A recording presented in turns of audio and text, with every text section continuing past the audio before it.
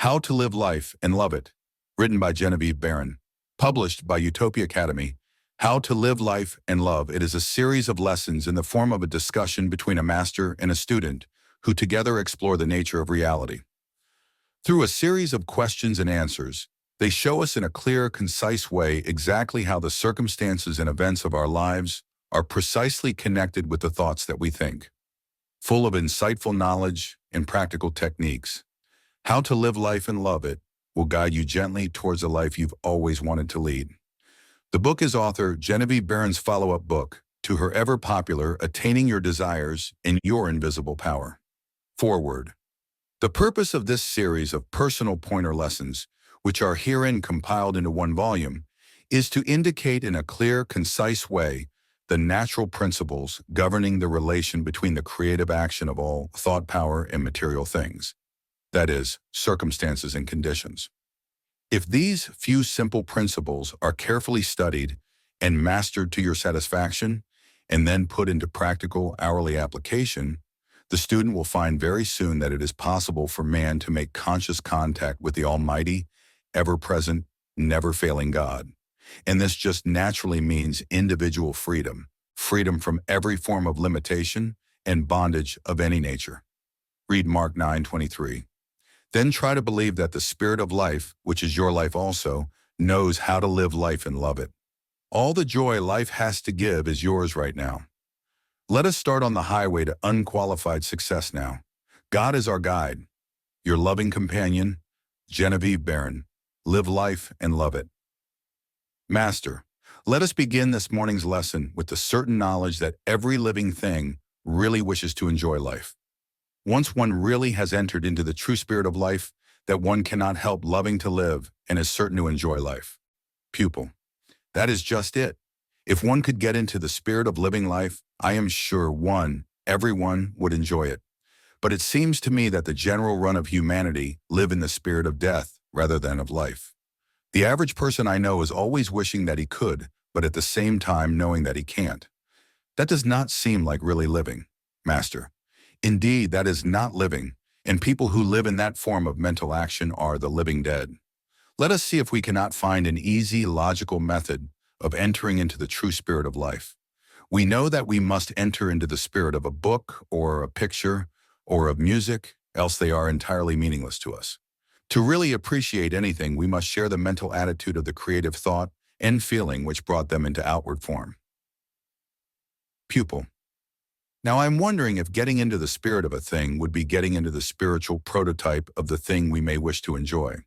For example, I should very much enjoy a home of my own, a husband and children. Can one really get into the spirit of these good things before one does have them, or before one can see them in form? Indeed. Master, I am pleased that you mentioned the spiritual prototype is the spiritual or mental purpose of a thing, and is the true place of origin of anything. So you wish a home, husband, children? Pupil. Yes, a home in the country, not a large house, one just large enough that we can live in every room of it. Master. The house is to be the home? Pupil. Why, yes, of course. Master. I ask this, you see, because just a house may not always be a home while a mere tent may be. Your prototype for the home would be protection, shelter, freedom. To begin at the beginning, let us get into the feeling of perfect protection, shelter, freedom. Let us really feel in tune with these qualities of spirit, and they in their turn will attract into us the ways and means for the home. Pupil. So far I have been jumbling everything together in my thought. Should I not take each thing separately and try to enter into the spiritual origin or purpose of that one thing before going on to another? Master. By all means, finish planting one thought securely in the mind before trying to introduce another. After you have really tuned into the feeling of protection, shelter, security, freedom, then begin to mentally build your house and people it with a husband and children. Thus you are making a mental picture of the forms you wish the creative energy to take. Be specific and accurate in making your mental picture, remembering that the mental picture you make is the mold into which the unformed spirit is poured for solidifying into actual outward form.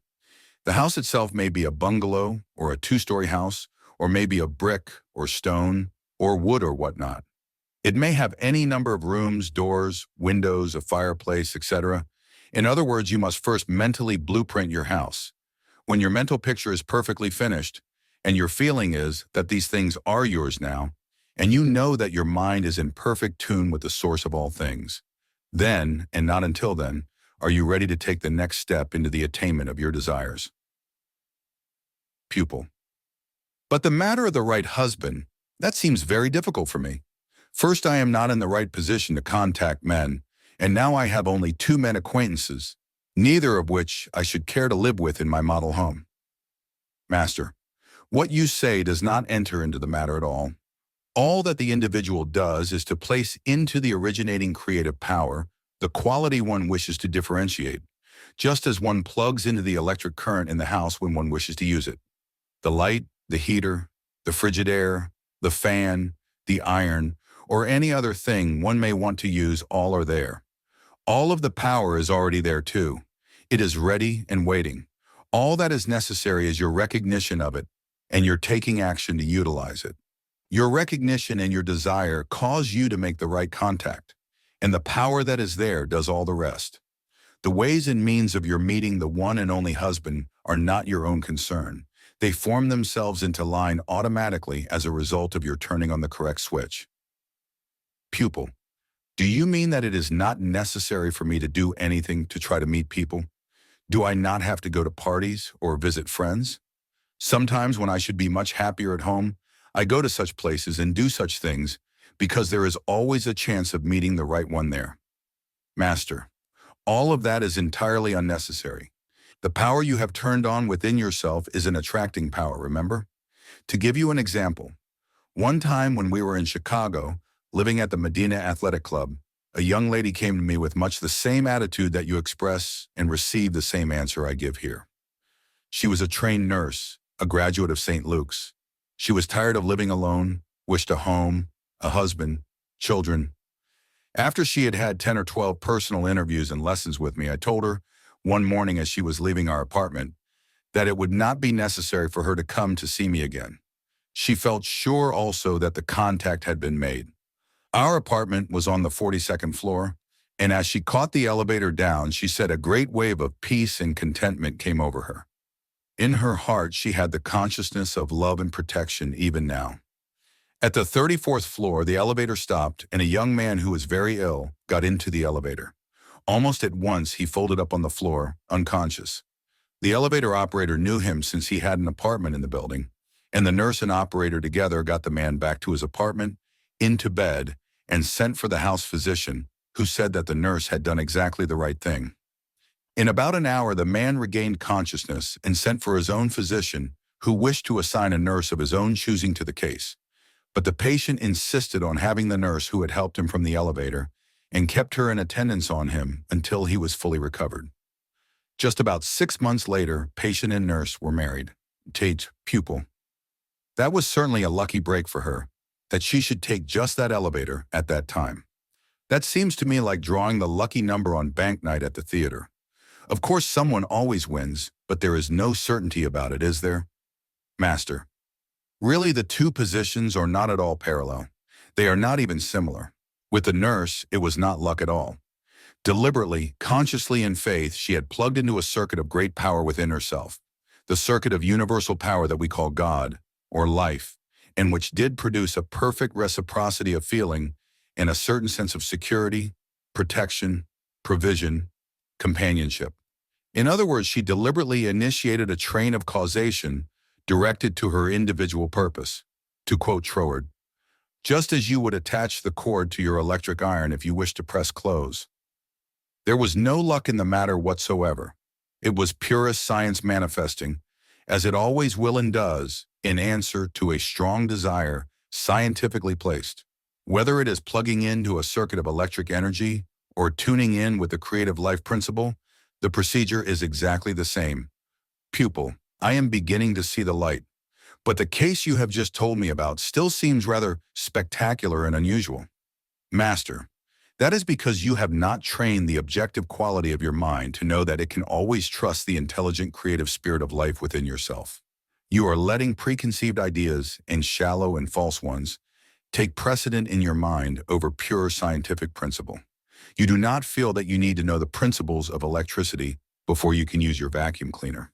All we know about electricity is gleaned from what we see it do. The same thing applies to life. The innermost principles of life will always remain a profound mystery, but one can and should live life to the full in the self and love it. Pupil. I am wondering if the nurse lived happily ever after with her unusually acquired husband. And did they have the home and the children she so much desired?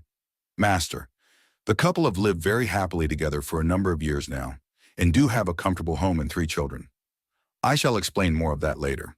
The secret of living life and loving this.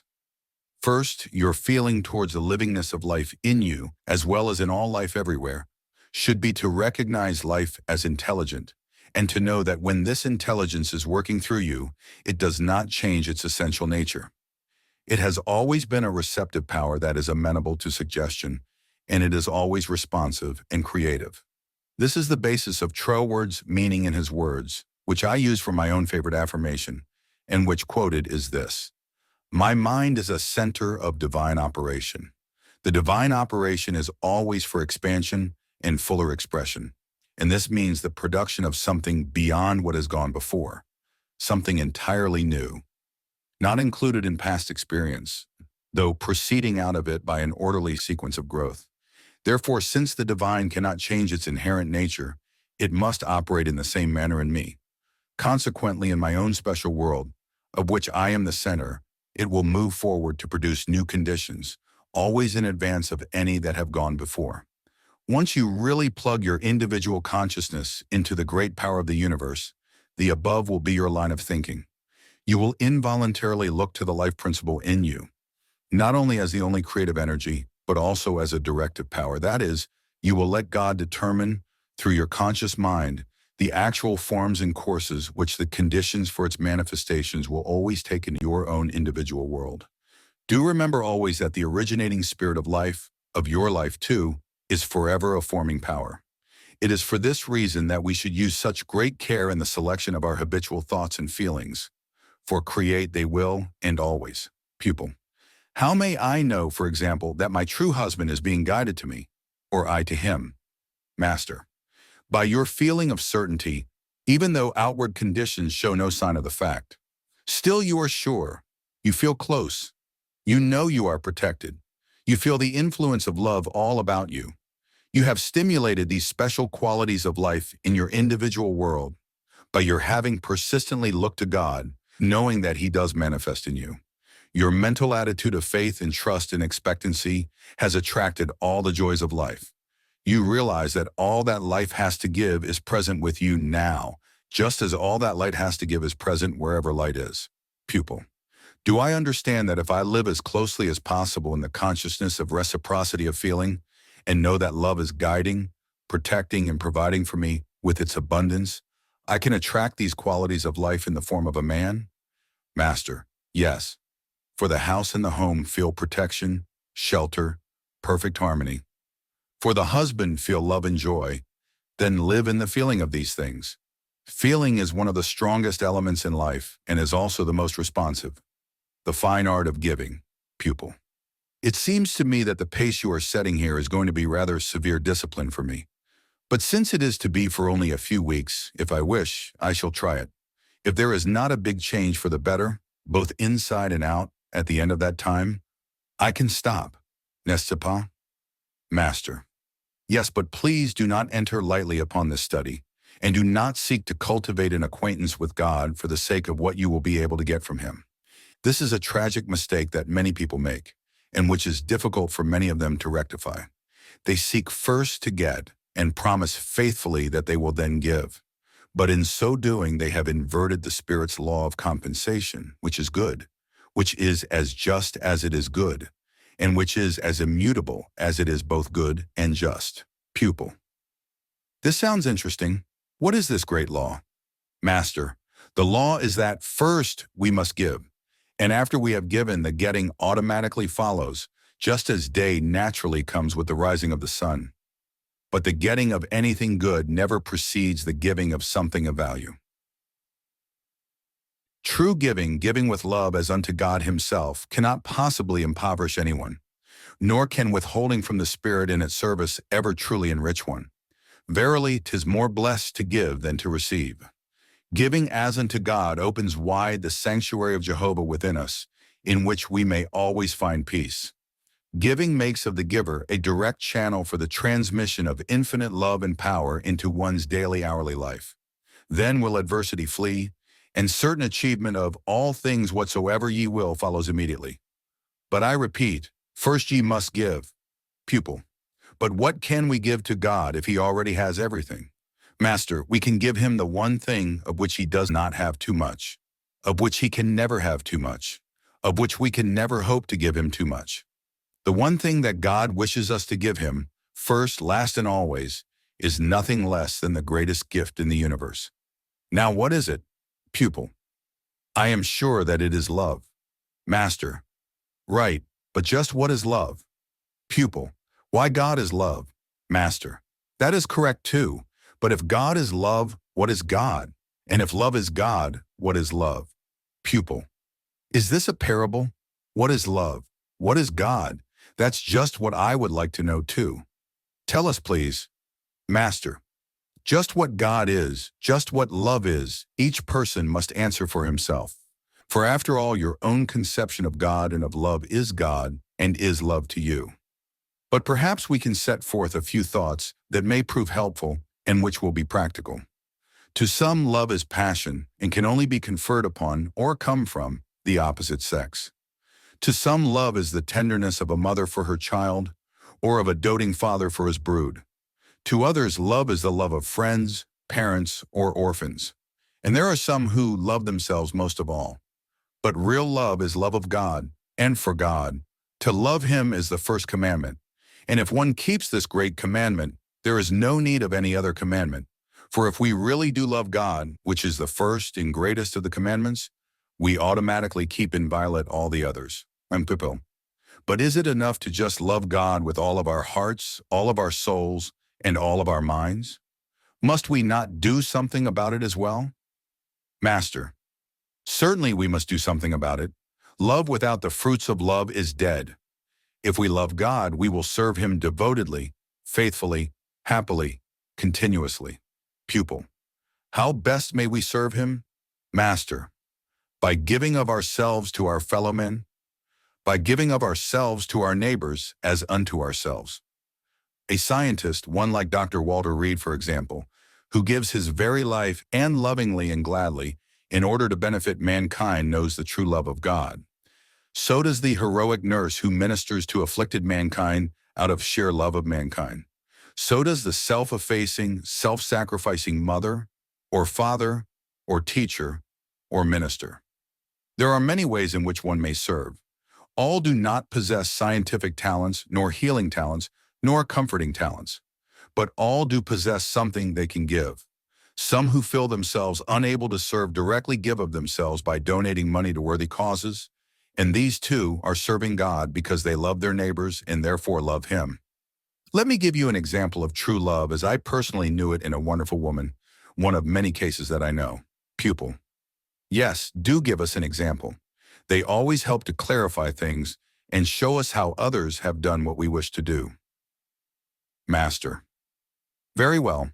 This divine soul was reared in a home of great wealth and culture, but as a very young woman, she made up her mind to go out into the world, on the firing line itself, as she called it, to serve actively, lovingly there.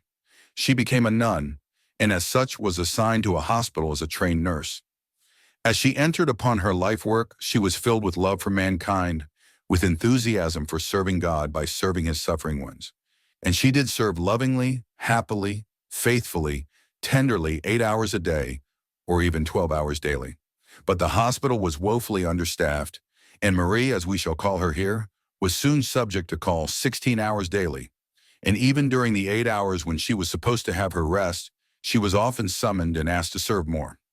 Her quarters were right on the same floor with many of the patients, and this ward was her charge day and night. Often at 2 or 3 o'clock in the morning, the bell beside her bed would ring with an urgent summons. She would arise at once, go to the patient, and minister to his or her wants. But in due time she became physically tired, and of course she began to resent the calls that broke into her rest, especially when it seemed to her, as it often did at these times, that the patient merely wished a drink of water, or wanted a pillow adjusted a certain way, or was merely lonely, all of which were irritating trifles to a weary nurse. For a month or more these trials went on, seemingly from bad to worse. Marie resolved almost desperately to do something about it, and immediately. So she cast about for a way to best remedy the situation. For days she thought about the matter, asking the Spirit for guidance. At length a flash came, directly from the infinite. She took up a little card, wrote down the new motto that had been given her, and fastened it on the wall above her bed, right by the service bell, so that she might see it and be again reminded every time the buzzer rang. On the card she had written, "The Master calls." Of course her system worked from the beginning. Quite soon she was saying in immediate answer to the bell, even while sleepily fumbling for her light, "The Master calls." And she would arise and go and serve, without impatience, without resentment, yes, rejoicing in the opportunity to again serve in love. As a consequence, her energy was untiring. She easily and joyfully did the work of 3 nurses, always rested, always fresh, always efficient, always smiling, whenever called. Her patients loved her greatly. She was always cheerful, always encouraging, always aglow, as it were, with a holy love. And to those who did not know her secret, as very few did, the patients she attended seemed to be miraculously healed. Let your motto also be, "The Master calls." And remember that the humblest service that you can render to the lowliest of your fellowmen, if rendered in love, is a direct service to him, pupil. This is a profoundly beautiful and powerful illustration. Is that the motto or the principle that you use in helping the many who come to you? If not, what is your own personal secret of serving? Master. My own method, in a way, is very similar to that of Marie. Like her, I wish to serve lovingly, to serve as many as possible, to help to the limit of my powers in alleviating any and all kinds of suffering, physical, mental, spiritual, or other form of unhappiness. Not only do I strive always to help those who seek me out, every person whose hand I take into mine in greeting, every person into whose eyes I look, in all places at all times, yes, even the shop girl who sells me my hose, the milkman who comes to my door, the beggar on the street, everyone to whom I speak at any and all times receives the same strong spiritual impulse from me. I intentionally see the radiant Christ in all. Pupil. But I thought that you told me once you never mentally treat people unless they ask for help. Master. I don't, not specifically under any other circumstances. My secret is this. I have deliberately formed the habit of beholding the Christ in every soul that my eyes fall upon. I do not ever see anyone as being poor or old or ill or bereaved or lonely or homely or evil or imperfect in any way. I behold each and all as only perfect. I see only the radiant Christ in every one of them because the Christ is in each of them. The art of reciprocity. Master, the Bible, the sages of all time, all sources of real truth, unite in absolute agreement concerning one great thing, namely, that God and man are one and not two, that the two are not separated but indissolubly joined in perfect and harmonious union. The invisible spirit and the visible form or matter actually are inseparably connected.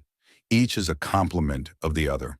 And the whole of truth is to be found only in the combination of the two, which really are not two, but one through eternal union. Pupil.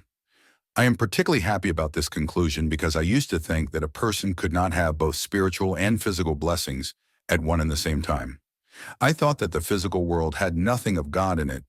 Yes, I thought that spirit was utterly separated from form or matter. Now I feel sure that the reason I did not make any real progress then was that I was trying to have an inside for life without an outside, and an outside without any inside. In other words, I was simply living in the physical world without being conscious of the fact that forever I have a direct connection with the spiritual realm. I am right, am I not, in believing and feeling that I must have the realization that each is vitally necessary to the other for the formation of a substantial entity. Master. Yes, you are exactly right. No one can go very far on the great highway of truth until he realizes that there never was and never will be an inside to anything without an outside also. While one is visible and the other invisible to the human eye, the only reality is in the combination of the two. A constant awareness of this fact on our part brings us that radiant realization of oneness, of union, that we must have if we hope to make any progress in truth. Pupil. After this one basic realization, what other truths must we have? Master, we must know that underlying the totality of all things is the source of all things, the great cosmic intelligence. We must know that no physical thing of itself only can ever create anything. The physical form is the instrument that life God fashioned of his own essence in order to have something through which he could work his wonders and give them form also. But he always lives in that instrument. Do not ever lose sight of this fact. The power is always greater than the form through which it manifests, just as electricity is infinitely greater than the bulb through which it manifests as light. It is through union of forms, positive with negative, or masculine with feminine, or spirit with soul, that the creation of all forms, or channels, or physical things results. This eternal principle runs all through the Bible, is the warp and woof of it, the whole substance of it. Seek ye the answer in that great book. Pupil. But many people say that the Bible is antiquated, that it is a book of fables and of old wives' tales, etc. Master, how does this concern you? Which is the more reliable guide, do you think, the spiritually darkened ones who criticize the Bible, or thine own soul which knows light when it sees it? Are you going to do your own thinking, or shall you be content to let others do it for you, and wrongly? If we must go to other people in our quest of truth, let us resolve to go to ones who have the light of the Spirit. For instance, what does Troward say of the Bible? Let his wisdom be our guide here. He tells us that the Bible is the book of the emancipation of man.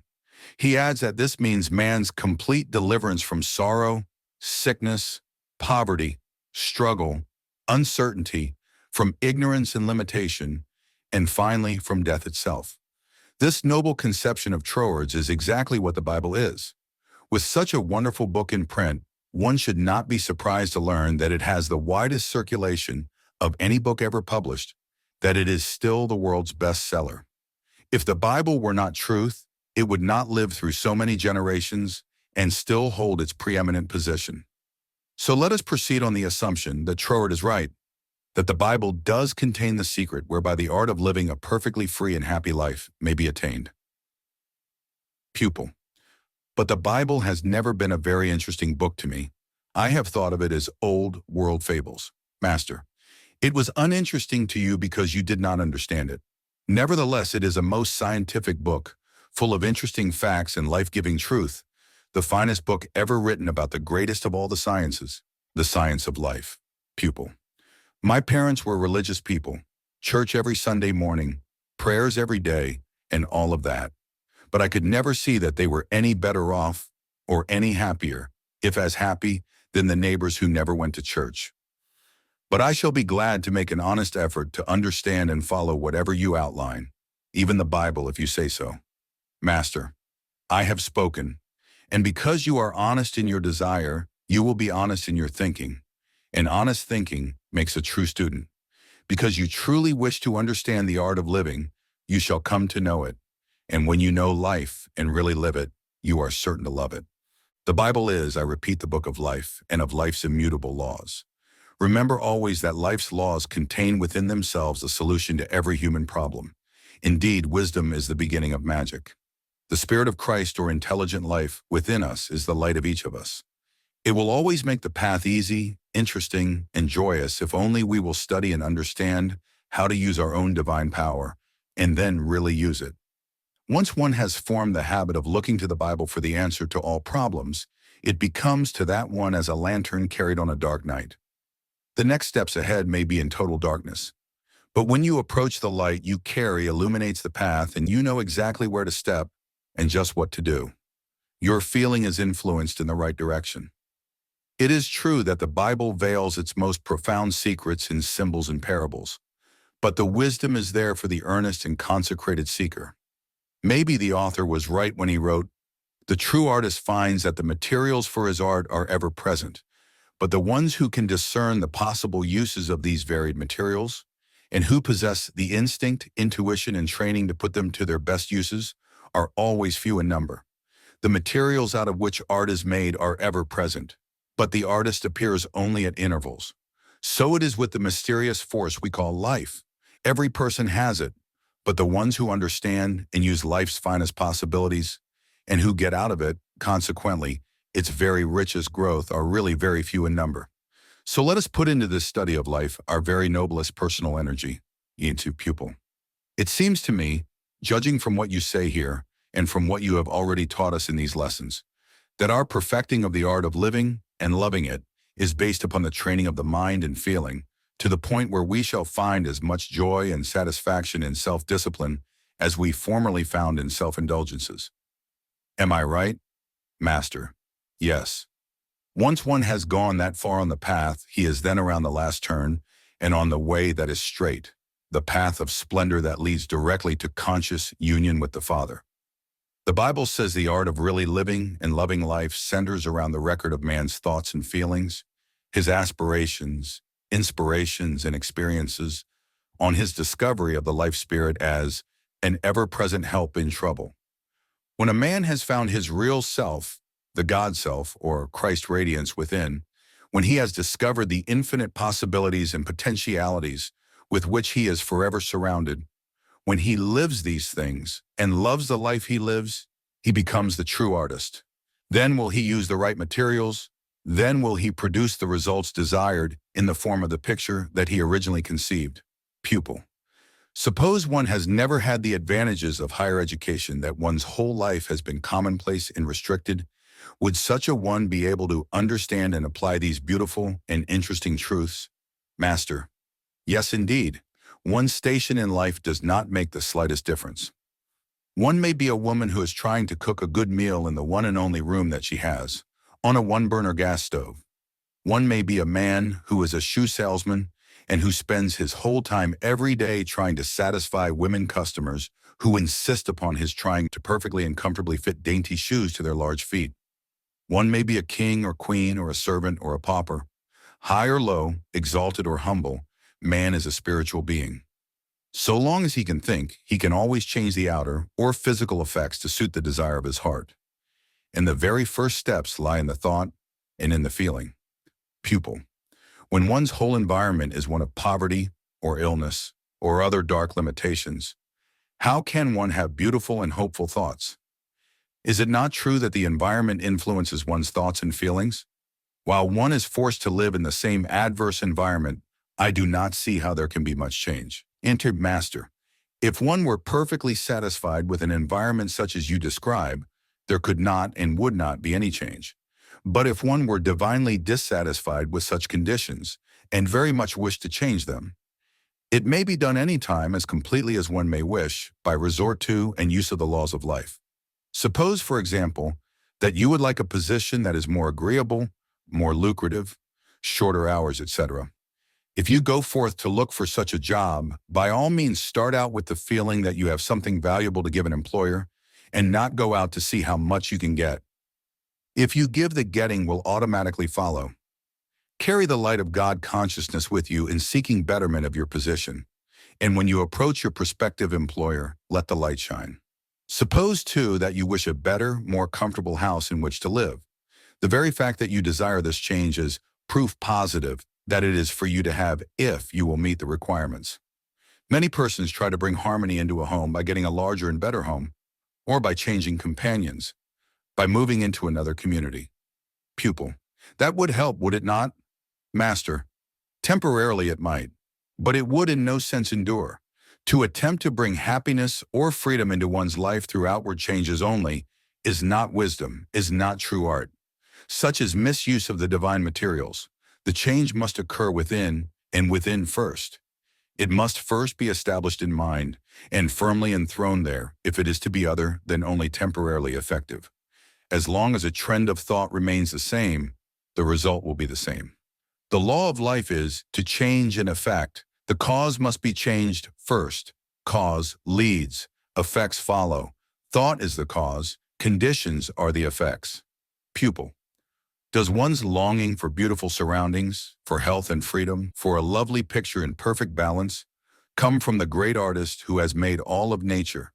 Is it he painting his ideal picture for us on the canvas of our individual minds? Master. Yes, God is mind, life, intelligence, power, beauty, love, harmony, etc. If any of these things are desired by us, and they are, then surely the creator of them all must have planted that thought seed in the mind. He must have whispered into that mental ear and that spiritual heart that the truth is yours. God has chosen you as a holy instrument through which to manifest all of his beautiful and wonderful qualities of life. It is the divine order and will that you should manifest that particular thing, that particular place in life. God consciousness versus sense consciousness. Pupil. Then if our truly fine desires are the desires of God himself trying to manifest in and through us as individuals, in some particular way, why are there so many misfits in life? Why are there so very few who are really doing just what they would like to do? Why are there so very, very few living the life they truly wish to live? Why? Why? Surely God can fulfill his own desires. Master. Unless all things are possible to God, then nothing is possible to him. God has projected each human forth from himself, each of us possessing an individual mind, for the sole purpose of manifesting himself and his glory through us. Verily, the mind of man is the Son of God. The Son has been given absolute liberty. Each can always make of his life, for a time at least, whatsoever he may choose. Man already possesses everything that God had to give him. Each person can make or mar his own picture, exactly as he wishes. By nature, man is free to draw from the ever-present parent mind anything and all things that he requires to fulfill his desires. If this is not true, then God's highest creation, man, is a mere nothing, an automatic something like a clock which when once wound will run until it runs down. Man is, however, God's own idea in flesh. The intelligent life in man is man's divine Father. Man is already perfect and complete, is made of the same essence as his Father, God. There is only one reason why every mortal does not manifest and reproduce the life, love, and beauty which we see brought out in such radiance and perfection in all of nature, manifested in nature to the extreme point where mechanical and automatic actions can bring them. But we as individuals have a law of being that is somewhat different in one way from that which governs the other creatures that are of the world we call nature. For us that are human, the only perfect reproduction of life, love, power, and beauty that we can ever know must come from liberty. That is to say, we have freedom of choice that is commensurate with that of the originating life spirit itself.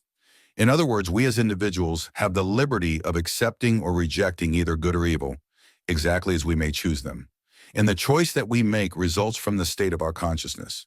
If we are God-conscious, we are gods. But if we are sense-conscious only, then we are creatures of darkness, of illness, of poverty, of loneliness, and all other things that are undesirable. Choose ye well, therefore, whom ye will serve. God-consciousness or sense-consciousness, which, pupil, you have given us a powerful and illuminating dose here. Already we have a whole lesson. But I still do not see why God's highest creation, man, should ever reject any of the good things of life. Master, if man really understood the law of his own being, he never should reject the good things. But there are few who fully understand this law, which is a wide open door to absolute freedom. Most people believe that the law of their being, purposely spelled without capital letters, is a law of limitation rather than a law of absolute liberty. Man does not expect to find the starting point of the creative process reproduced in himself, so he looks to the mechanical side of things for the basis of his reasoning about life. Consequently, his reasoning leads him to the conclusion that life is limited because he has assumed limitation as his premise. And so, logically, he cannot escape from it, limitation, in his conclusion. Here in this wonderful quotation from Troward, you have the whole story of limitation. Here Troward shows most clearly that is all a matter of consciousness. And so the tragedy results because man in his dense ignorance ridicules the idea of transcending the law of limitation, forgetting completely, if indeed he ever learned it, that the law can include all of the lower laws so fully as to completely swallow them. Pupil. From what you say, it would seem that man's only reason for knowing limitation of any kind is his own lack of understanding.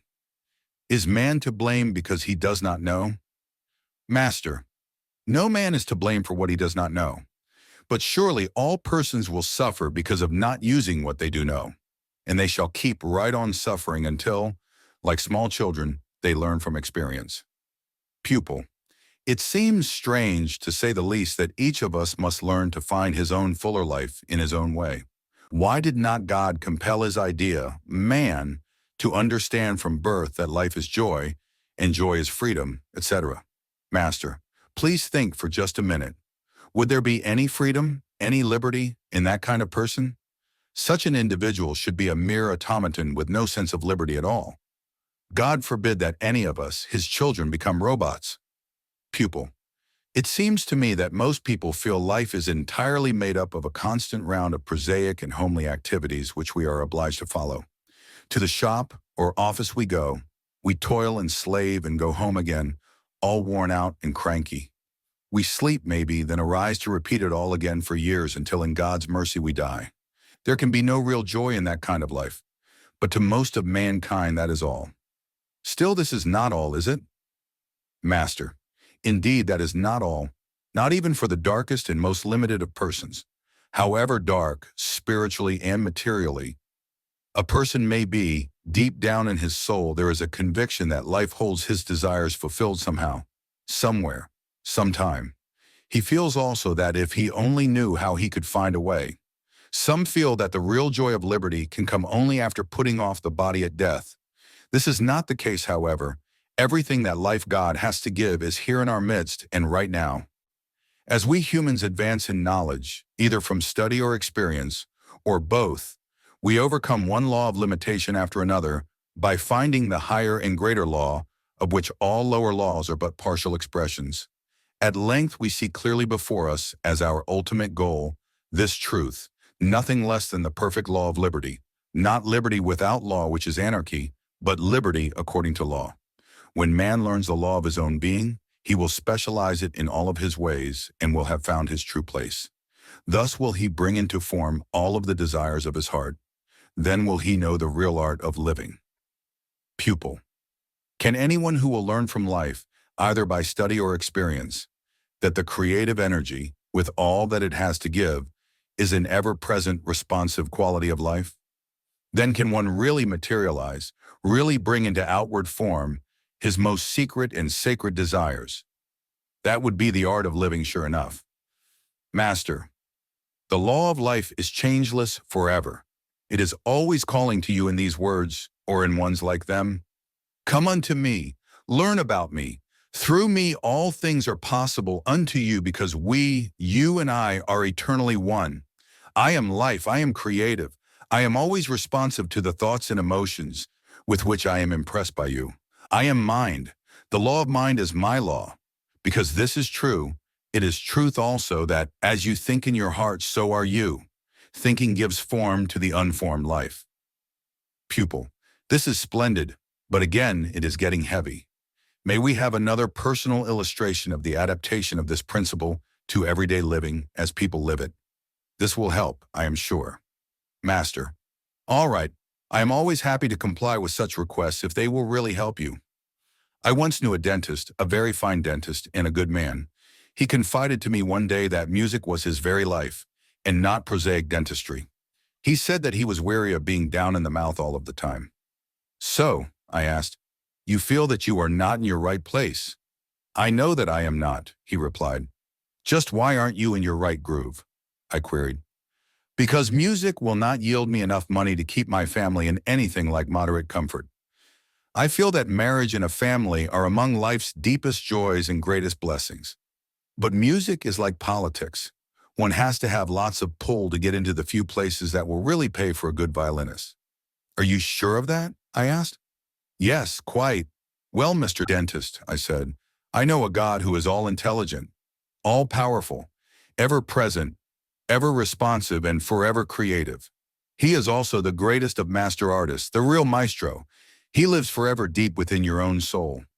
If you will try going into him there, if you will establish harmony there, and will know and understand the beauty which your music must express there, and if you will be content only with perfection there and in your music, I know that you can and will reap all the reward that anyone can wish for in music, just as in any other profession, art, or business. Your words cause my hopes to soar, he said. But how can one like me, one who knows very little about God, contact him? Go within yourself. Go through or beneath the confusing, bewildering, disheartening past experiences. Live wholly in and enjoy only the harmonious side of your nature, which is wise, beautiful, and most powerful in all ways.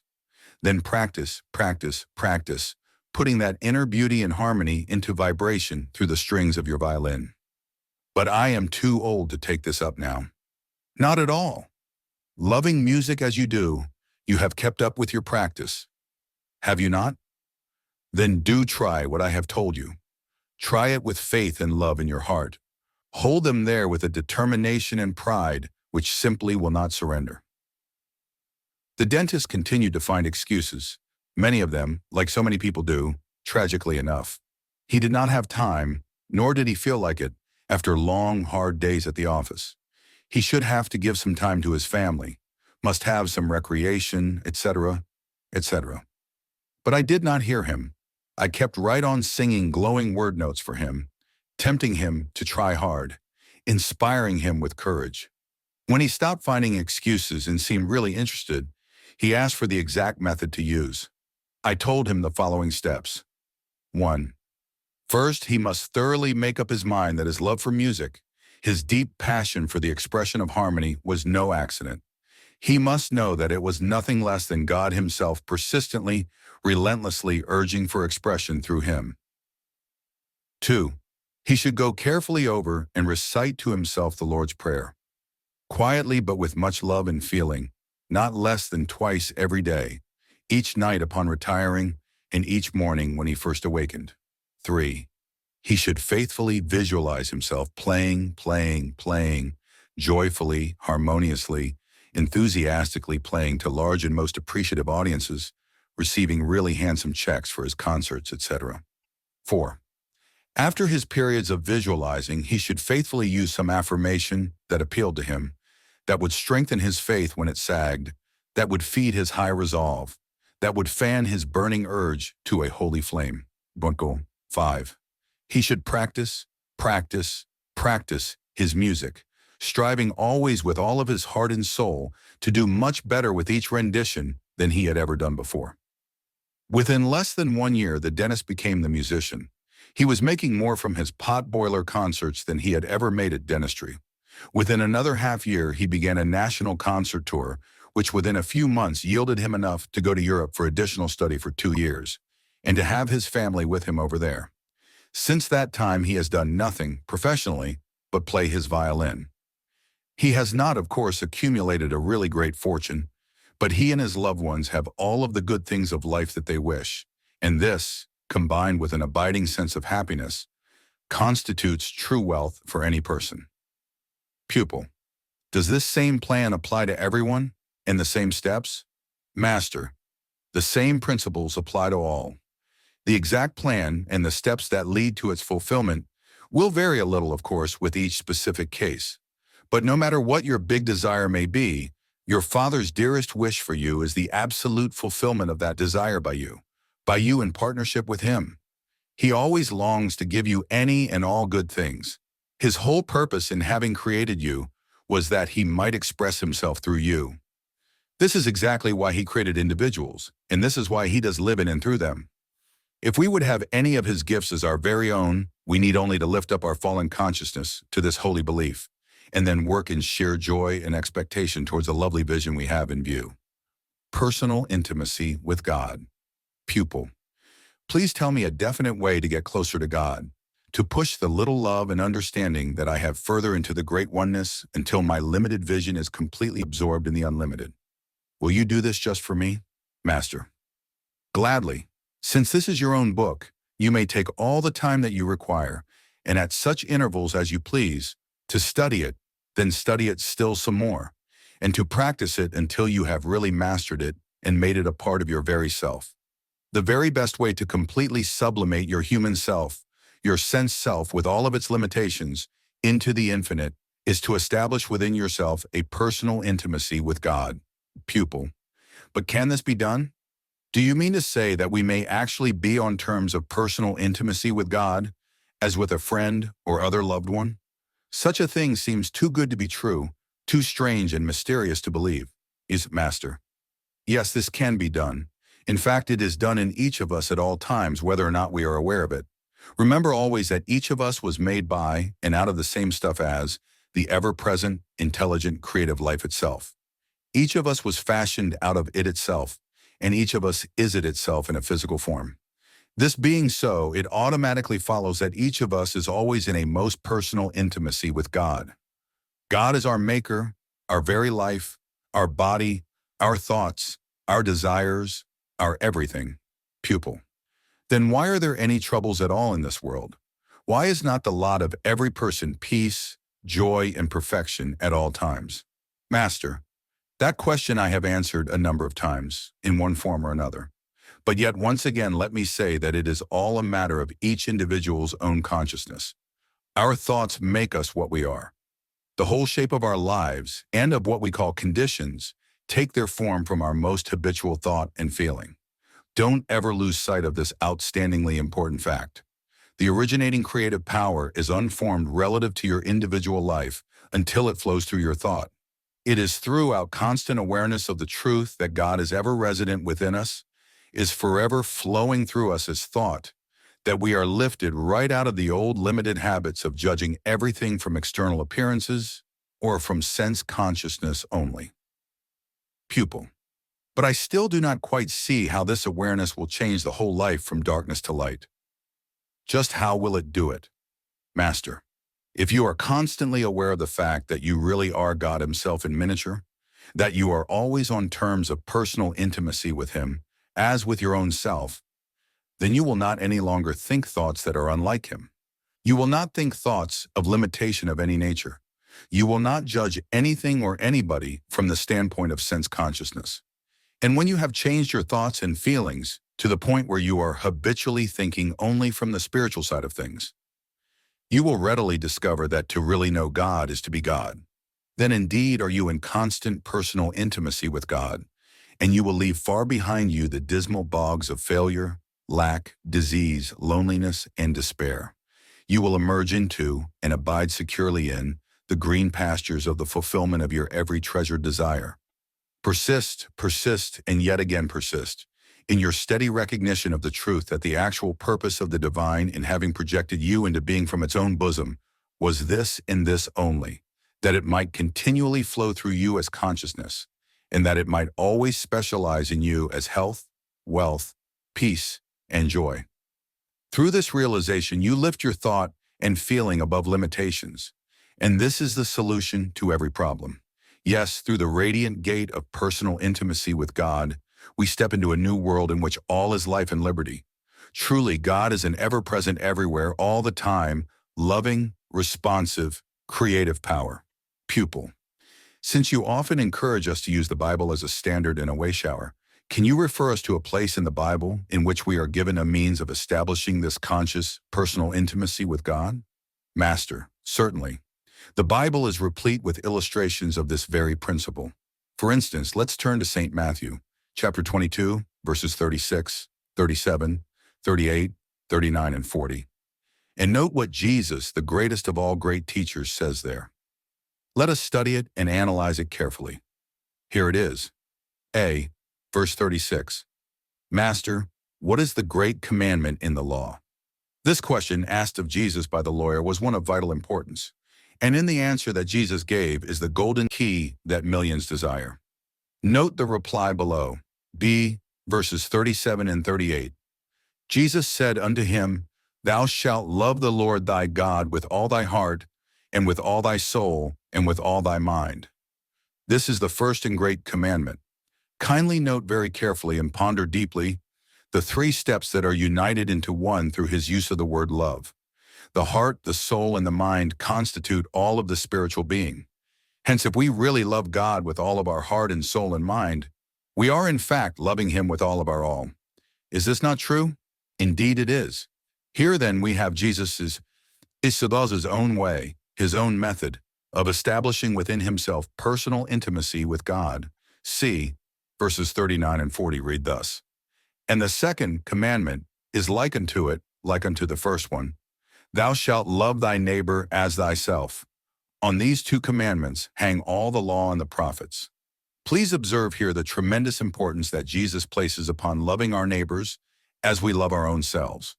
There are many who pay lip service to this divine injunction and who profess that they really do love their neighbors as themselves.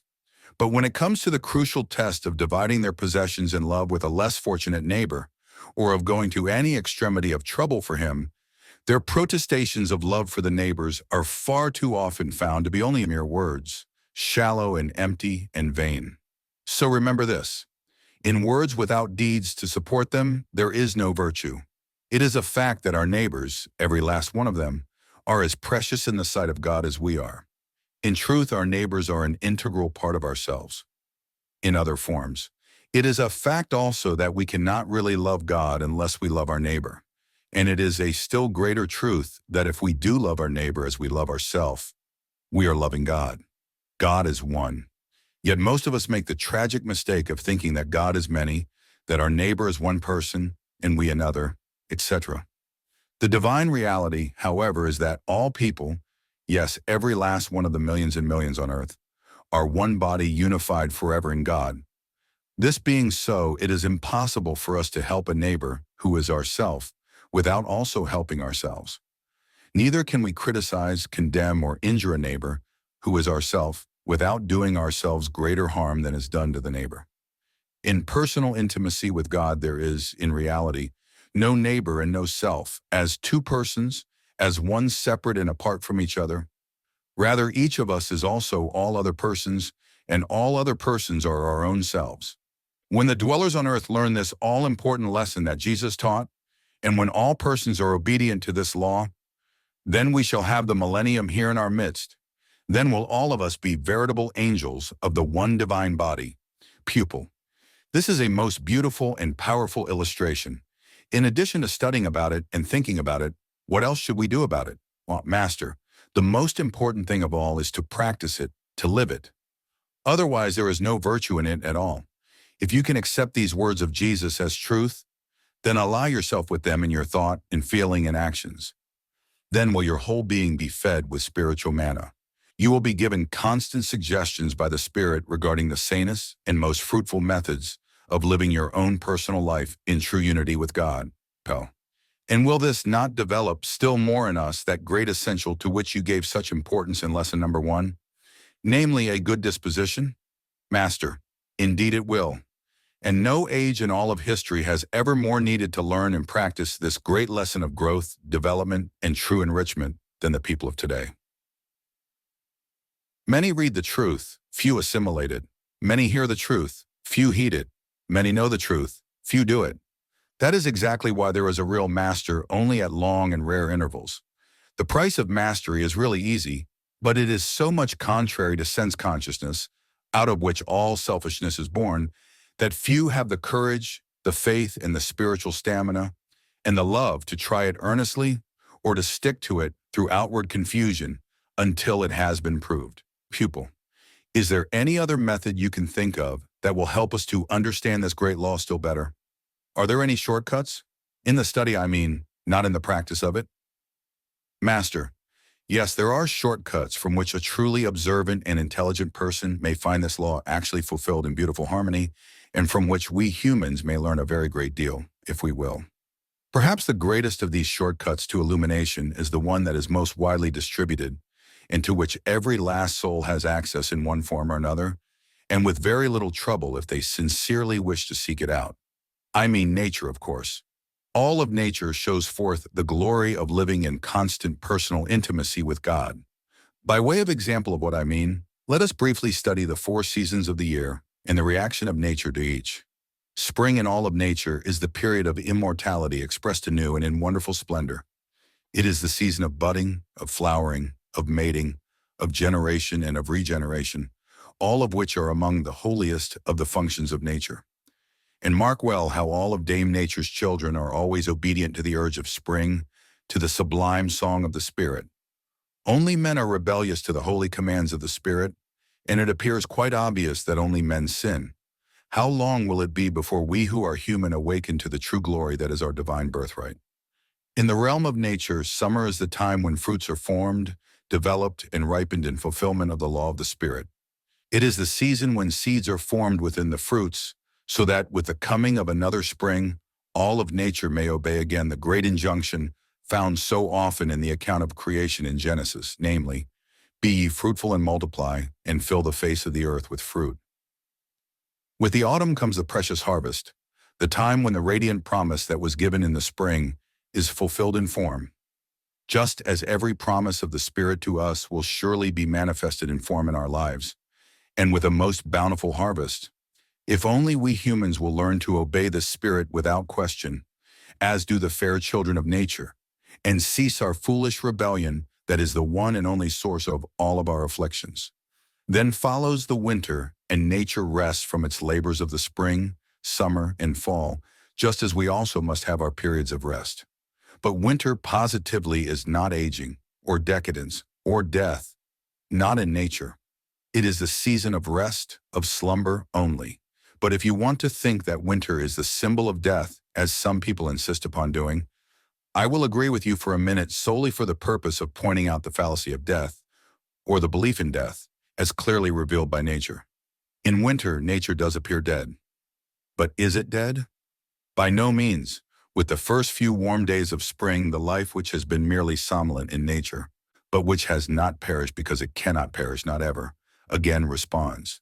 The buds, animated anew by the vitality of the Spirit, swell and burst, and the leaves and flowers that were hidden from view, but they're nevertheless, come harmoniously, joyously forth in their beauty and glory to express immortality. As nature does, so may man do also, if he only will. If you would know true illumination and the power and the glory that are born of it, go thou to nature. Study her ways and be wise. Study her ways and really live. Individuality. What is the truth about the individual and his individuality? Master, have you ever given thought to the matter of how you came into existence? Are you convinced that there was and is a definite purpose in the divine mind to account for your being here on earth? Or do you think that you create the purpose of your life for yourself, independently of all other factors, after you come into this world? Pupil, you ask questions that I scarcely know how to answer. These questions have perhaps been of mild and brief interest to me in the past, but I have never given them any real thought. I have let my mind wander as concerns these points. One time I would think that the creative parent mind does have a definite purpose in my being here, and that this being so, there is no use in my trying to change things. But it would then occur to me that this conception of things would mean the predestination of the fundamentalists. So I would change my mind and decide that I must have some hand in determining my mental and spiritual progress. Is this right? Master, indeed you do have a hand in your self-development. You have a very great part in it. The life that is you as an individual came directly out of the great whole of intelligent life, God, from out of its very own sacred heart center. Your very life is the Spirit's gift of its own self to you. Secondly, the divine did have a specific purpose in having made you, namely, that it might have a new form, a new center, through which it might operate as thought and feeling, and through which it might yet more fully enjoy itself in a particular way. This also is the Spirit's gift of its own self to you. But the manner in which you as an individual use these holy gifts is left entirely in your hands, without interference from the Spirit. You were given other holy boons, you were given initiative and selection, you were given absolute freedom of choice. The distance that you travel towards the goal of spiritual perfection in this earth life depends solely upon you, just as the degree of rapidity with which you may mentally grow is entirely up to you. Pupil. But are we not given certain divine urges or longings at all stages of our lives, which will help us to know the right way to go? Are we not given these certain desires or impulses or stimuli? Master, certainly. And unless one follows these divine impulses, one is never really quite satisfied. One is always restless, always feels that some essential is lacking, that his right place eludes him. Your very individuality is an exact complement of the great whole, is a specialized action of all of life. The only difference in the life, the love, the beauty, or the power of the universal, God, and of the individual, man, as expressed through the universal and the individual, is a difference in scale. The quality of the two, which in reality are but one, is exactly the same. The very same Creator who made and directs the whole universe also made and will direct you, if you will let him do so, because he himself lives in you as the life of you. His infinite creative power and intelligent love are the very same in you that they are in all other created things. Therefore, it is not just sentiment to say and feel and know, as did Jesus, the Father, God, and I are one. The Father in me, he doeth the work. If only we will develop a constant recognition of this most profound truth, we shall then really have an abiding sense of liberty in union, of liberty in conscious union with all of life. This is not just an idle but beautiful rhapsody. It is a simple but most powerful and illuminating statement of fact. Pupil. Am I right then in believing that if I could really think myself into an unshakable conviction that God is ever present in me, and that all of his creative power is mine to draw from at my own will and pleasure, I could accomplish anything and everything that I might wish, and could be and have whatsoever I might desire? Master. Yes, you are right. The creative power of God in us is unformed with respect to what we may wish to accomplish, until we ourselves give it definite direction with our thought and feeling. It is always responsive, remember, to any and all of our thoughts and feelings. These things being true, and they are true, any person may be, do, and have whatsoever that one may desire, if, of course, one actively works in a corresponding direction. It is logic, it is purest gospel, that there is no other way than the one that life's true purpose in us is to be forever seeking to express itself through us as freedom. Remember always, I urge you, that our thoughts and feelings do become things, and that they determine the shape that the unformed substance of the Spirit takes in its living expression in our individual lives. It is, as Troward says, like water flowing through a pipe. The water always assumes the shape and the size of the pipe through which it is sent. It is like harnessed electricity, which always manifests in exact correspondence with the kind of instrument through which it passes as it works. In the light bulb, the electricity actually becomes light. In the doorbell, it rings the bell. In the refrigerator, it generates cold. In the stove, it becomes heat. It is the same electricity, the same power, in every case.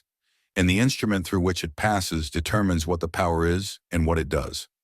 Once a person truly grasps the real meaning of the Spirit's principles, then one realizes fully that we as individuals are actually sent out from the very heart of God himself in order that we may become and be new and perfect centers through which he can operate in joy, in ever-increasing joy. This and this only is the will of God towards us.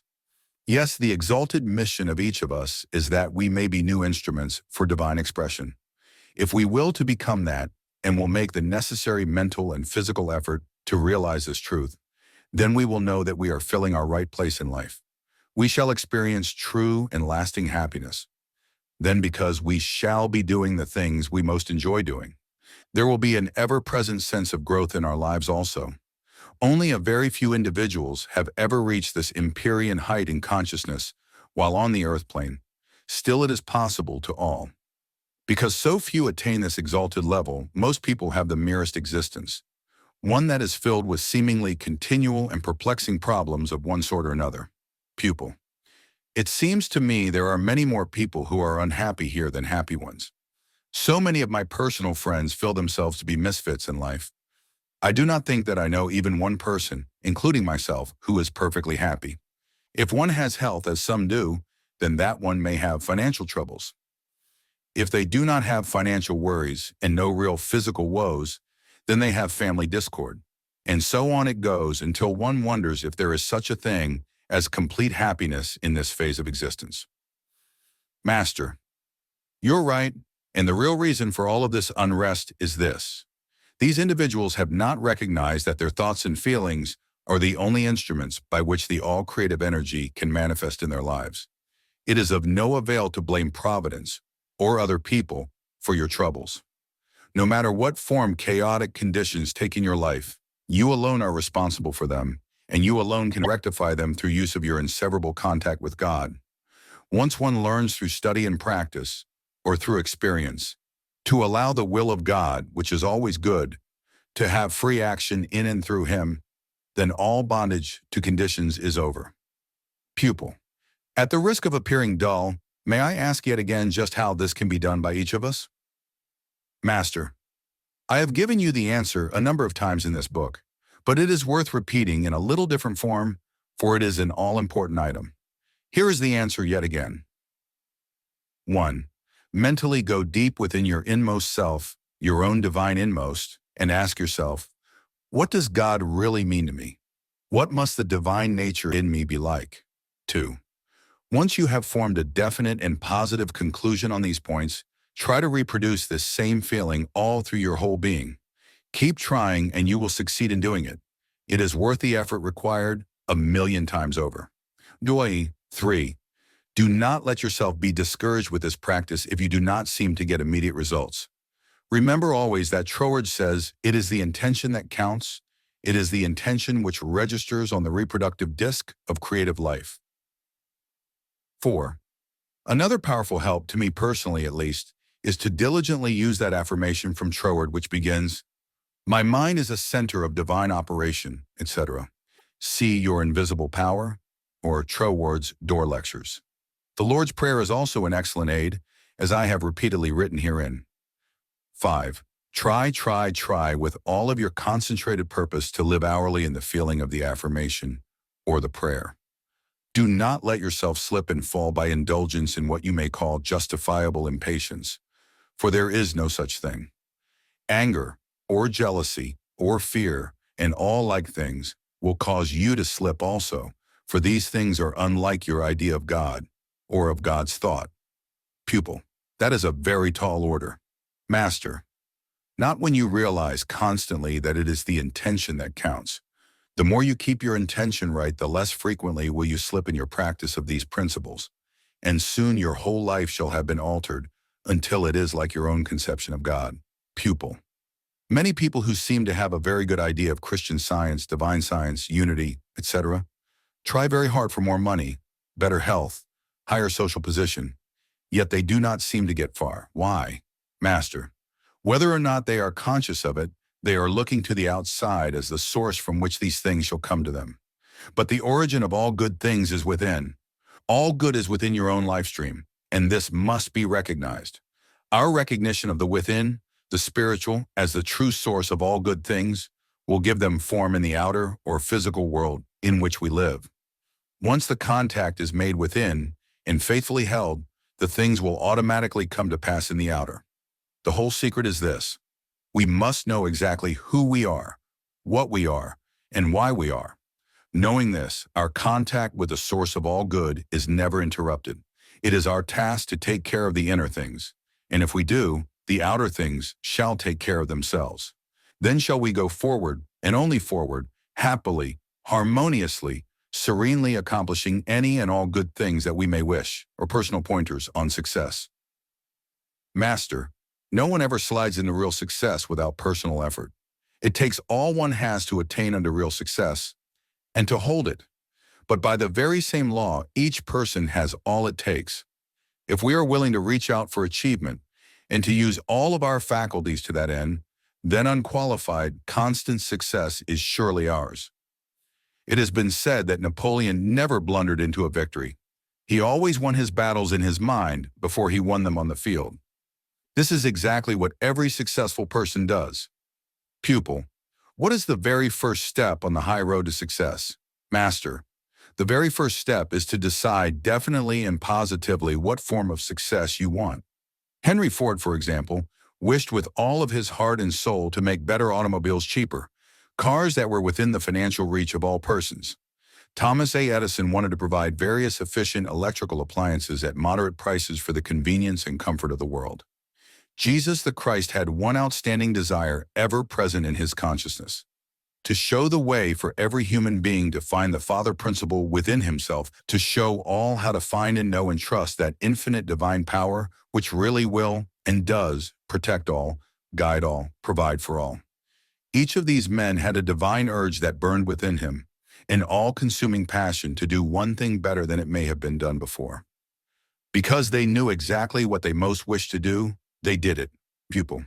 If one does not know exactly what line of endeavor to pursue, what is a good thing to look for in determining just what is best to do? Master. Here is another most important essential to success. This will give you your cue.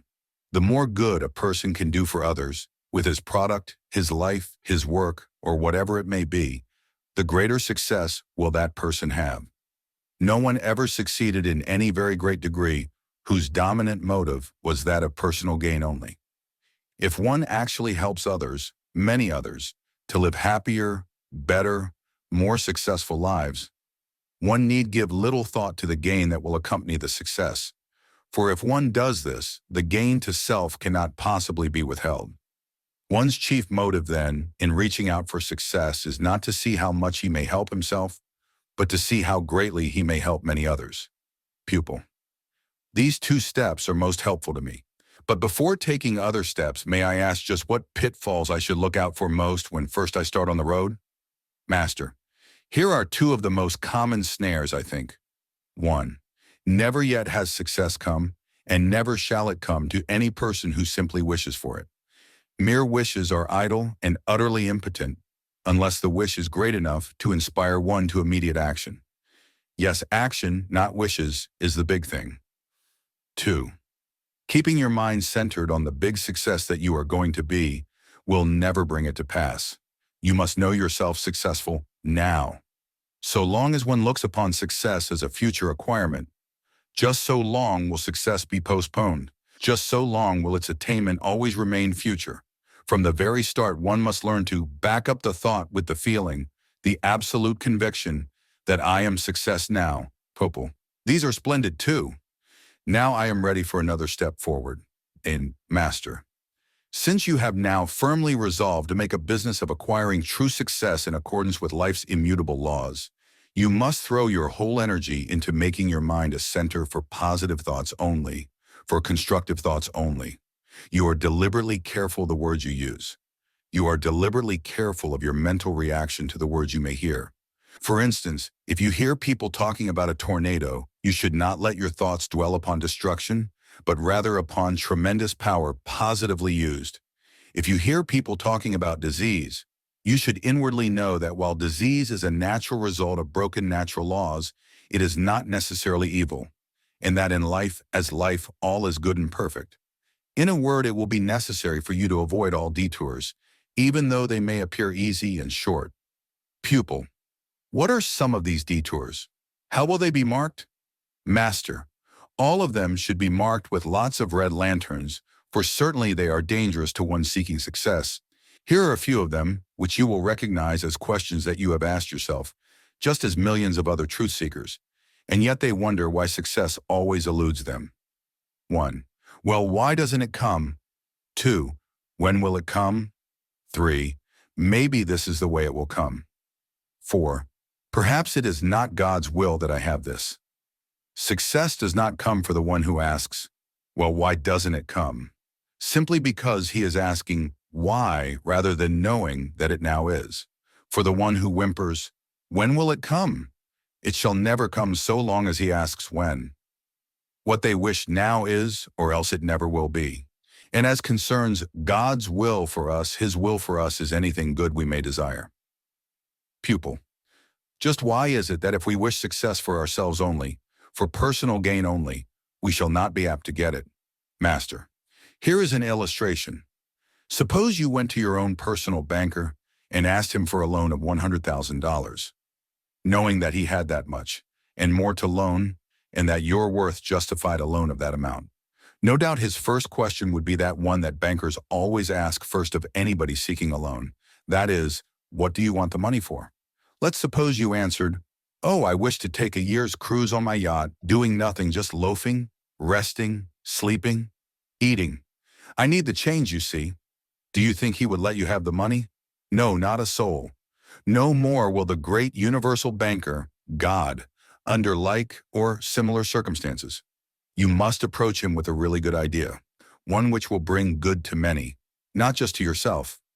I know men who have millions and who began with no money, who began only with an idea. Their basic ideas were so universal towards the production of good, they were able to secure from others all the money necessary to finance the beginning of their enterprises. The great secret of individual success is the very same as that of the national success that has made America the wealthiest land on earth, and is this. Our men of affairs, of greatest success, have learned to share with all of our people through benefiting all of the people, either directly or indirectly, through dispensing higher quality goods at less cost, through sharing earnings more generously with employees, etc.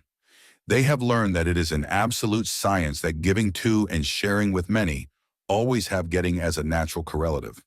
Get your thought right, capture an idea that will prove helpful to many, then draw in confidence on the unlimited banker for all that you require. You will discover that you cannot keep money from gravitating to you. Herein lies sure and continuing success. Pupil. May we have here in conclusion the gist of this whole matter of true success in summary form? This will facilitate ready reference by us who are students. Master. Certainly you may have this. It may be said that the steps to success are 7 in number. And here they are. 1.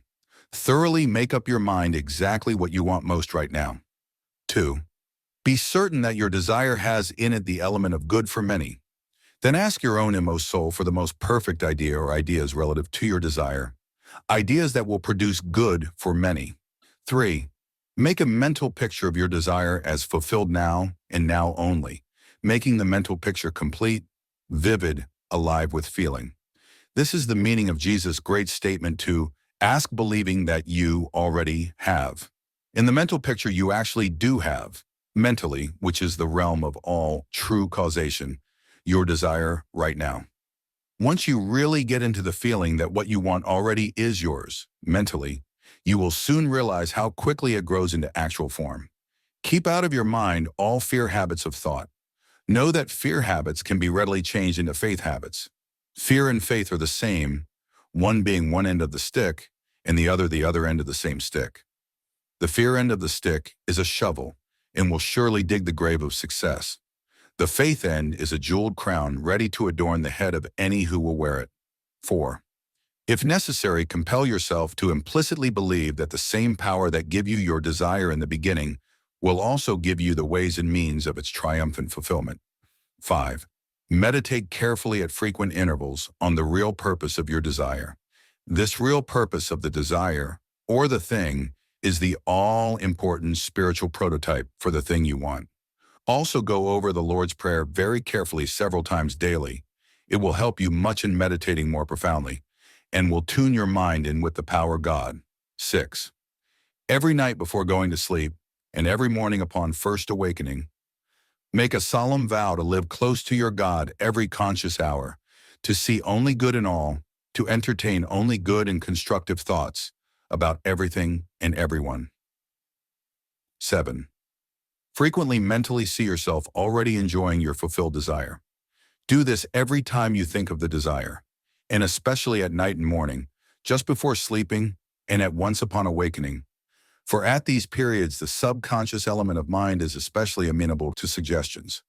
In this way, you do already have your desire perfectly fulfilled, mentally, and if you persist in it, you shall surely have it soon in its physical form right in the midst of your life. For example, the great bridge that now spans the Golden Gate at San Francisco was first pictured completed and in use by many in the mind of its designer before it became an actual reality.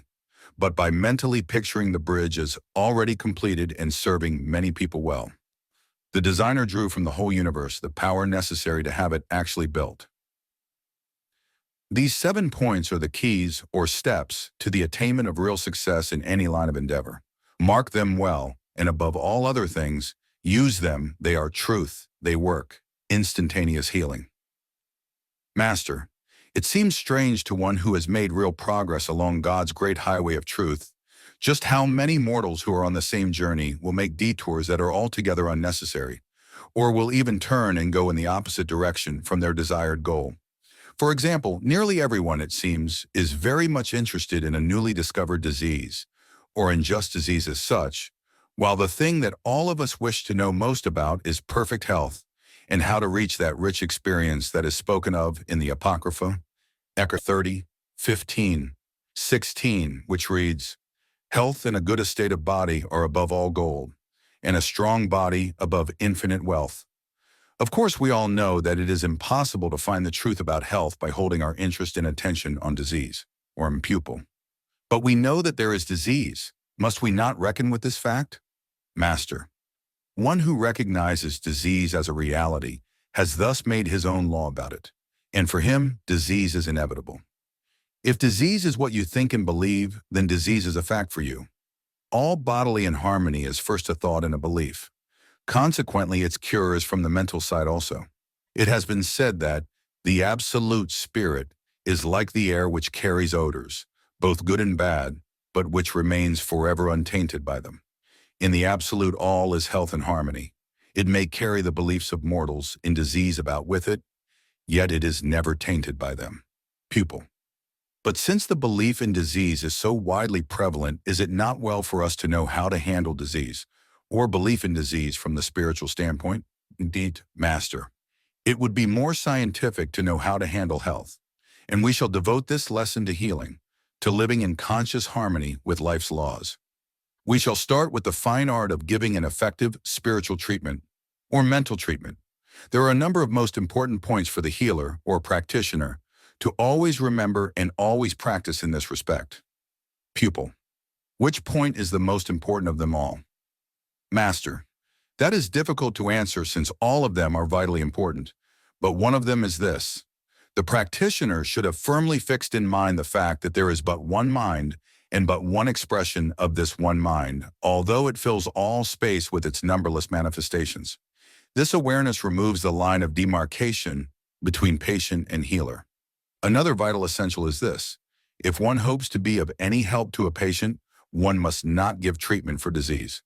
That would surely intensify the disease. In giving a spiritual treatment, the practitioner should utterly dismiss all thoughts of disease and of personality from the mind. To hold the thought on disease would mean more disease. Rather, the healer should mentally see life whole, free, at peace and in harmony through the power of the radiant Christ within. Pupil. But suppose the patient is right there in front of you at the time of the treatment, that he is ill and in great pain.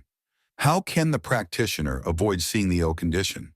Master, if one is not sufficiently disciplined in mind to see through or beyond the condition, one should not attempt to be a healer, or else such a one should confine his efforts exclusively to absent mental treatments. To see or to believe in any condition that a patient may seem to have disarms a practitioner immediately and renders his efforts impotent in behalf of the patient. Pupil.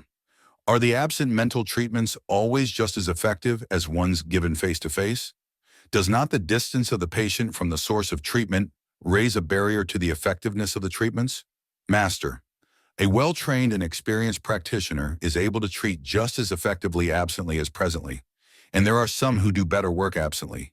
In spirit, there is neither time nor space, and the distance of the patient from the healer makes no difference at all. You see, the first mental step that the practitioner takes is that of clearing his or her mind of the presence of anything except the one God Spirit. Thought is unbelievably fast in its transmission and can span the earth instantly, and it does not lose any of its power in the transmission. In giving an absent treatment, the healer should be positive that the thought sent forth reaches the recipient now and with infinite power. Pupil. Why is it so vitally important to know that the truth for the patient is his now? If he is ill, it does not seem quite reasonable to me that he could be made whole right now. Master. Nevertheless, it is either now or never. In the absolute, the only time there is the eternal now. To it, there is no past, nor is there any future. To it, there is only the present. If the practitioner holds the thought that the patient will be all right, it will always will be for the patient, because the healer is postponing the healing until some future time, and there is no future known to the spirit, as I have said. Did Jesus ever say to any of those who were healed by him, "You will be healed, arise and go"? No, not ever. Always he spoke to them in the present tense. Always he told them something to this effect. You are whole. Go in peace. Pupil. Just what are the mechanics of giving a mental treatment for one who is present personally with the practitioner? Master. The steps in giving a successful treatment under such circumstances are these. 1. Have the patient relax physically as completely as possible. All over, toes, ankles, knees, spine, shoulders, arms, hands, and even the eyelids, for the eyes should be closed in the silence. The whole body of the patient should be as limp as possible. The greater the physical relaxation you may induce on the part of the patient, the greater his receptivity to the mental treatment will be. 2. Have the patient empty his conscious mind as completely as is possible, trying to think of nothing at all, insofar as this can be done. Have him try to make a vacuum of his mind, as it were. This complete relaxation of the conscious mind also induces a much greater receptivity. 3. The healer must completely remove the line of demarcation between the patient and self. There are not two persons present, not really, not patient and practitioner. The two are one, and the establishment of this fact firmly in the mind of the healer is of untold importance. Remember that Mrs. Jones, practitioner, is not giving Mrs. Smith, patient, a mental treatment. As long as the one treating is aware of any sense of separation or distinction between patient and self, there will be little if any results achieved. 4. Once all sense of separation is really removed from the practitioner's consciousness, the actual treatment is given. The patient is now in a passive or receptive attitude, both mentally and physically. The healer is in an active or generating position. Yet the two are one, the one person being the negative pole, the other the positive, and between them the healing current of life may now freely pass. Into the absolute, the practitioner now projects a steady stream of positive, constructive, powerful thought energy, at the beginning of which process the patient's name is either silently or audibly called, in order that the flow of spirit may be given definite direction. The receptive attitude of the patient picks up the flow of power, and so it is made his own. The affirmation the healer uses at the beginning of the silence may be said aloud once or twice, although this is not necessary. Into the bosom of the spirit, into the fruitful silence, the practitioner thinks and dwells with intense concentration and feeling, yet without any sense of strain whatsoever. Pupil. Upon what thought does the healer dwell in the silence? Master. Upon the spiritual prototype for the organ that may seem to be diseased, or for the thing or condition that may be desired. This spiritual prototype is yet another thing that is of vital importance. To dwell in thought upon anything physical, anything which has form, is to be on the plane of limitation, of secondary causation, of effect. But to think steadily upon the spiritual prototype is to mentally be in the realm of the absolute, which is the infinite, which is first cause or primary causation, which is the cause itself and not the effect. Pupil. To me, the spiritual prototype, important though I am sure it is the hardest thing in all of this study to get hold of mentally, the most difficult point to really understand. May I have some helpful pointers on this matter? Master. That is true of many, in fact, for nearly all beginners in this study. Perhaps the spiritual prototype is difficult for you because it is formless. Then, too, it may seem hard to understand because it is a new idea to you, one with which you are unfamiliar, of which you are not accustomed to thinking. Yet it is quite simple once you know its nature. Here are some good rules to follow in this matter. 1. The spiritual prototype of anything is the thing itself in its most incipient state, is the actual origin of the thing in the universal mind. 2. To find the spiritual prototype for anything, it is only necessary to determine in your own mind the purpose of the thing, whatever it may be. This is an infallible rule. Suppose, for example, one wished a good automobile and would like to know the spiritual prototype for it. One would mentally ask, exactly what is the purpose of an automobile? What is it for? What does it do? What do I really want with a car? The automobile is, of course, an instrument, a means of progress, of rapid, pleasant, harmonious progress. This being so, then the spiritual prototype for an automobile is progress.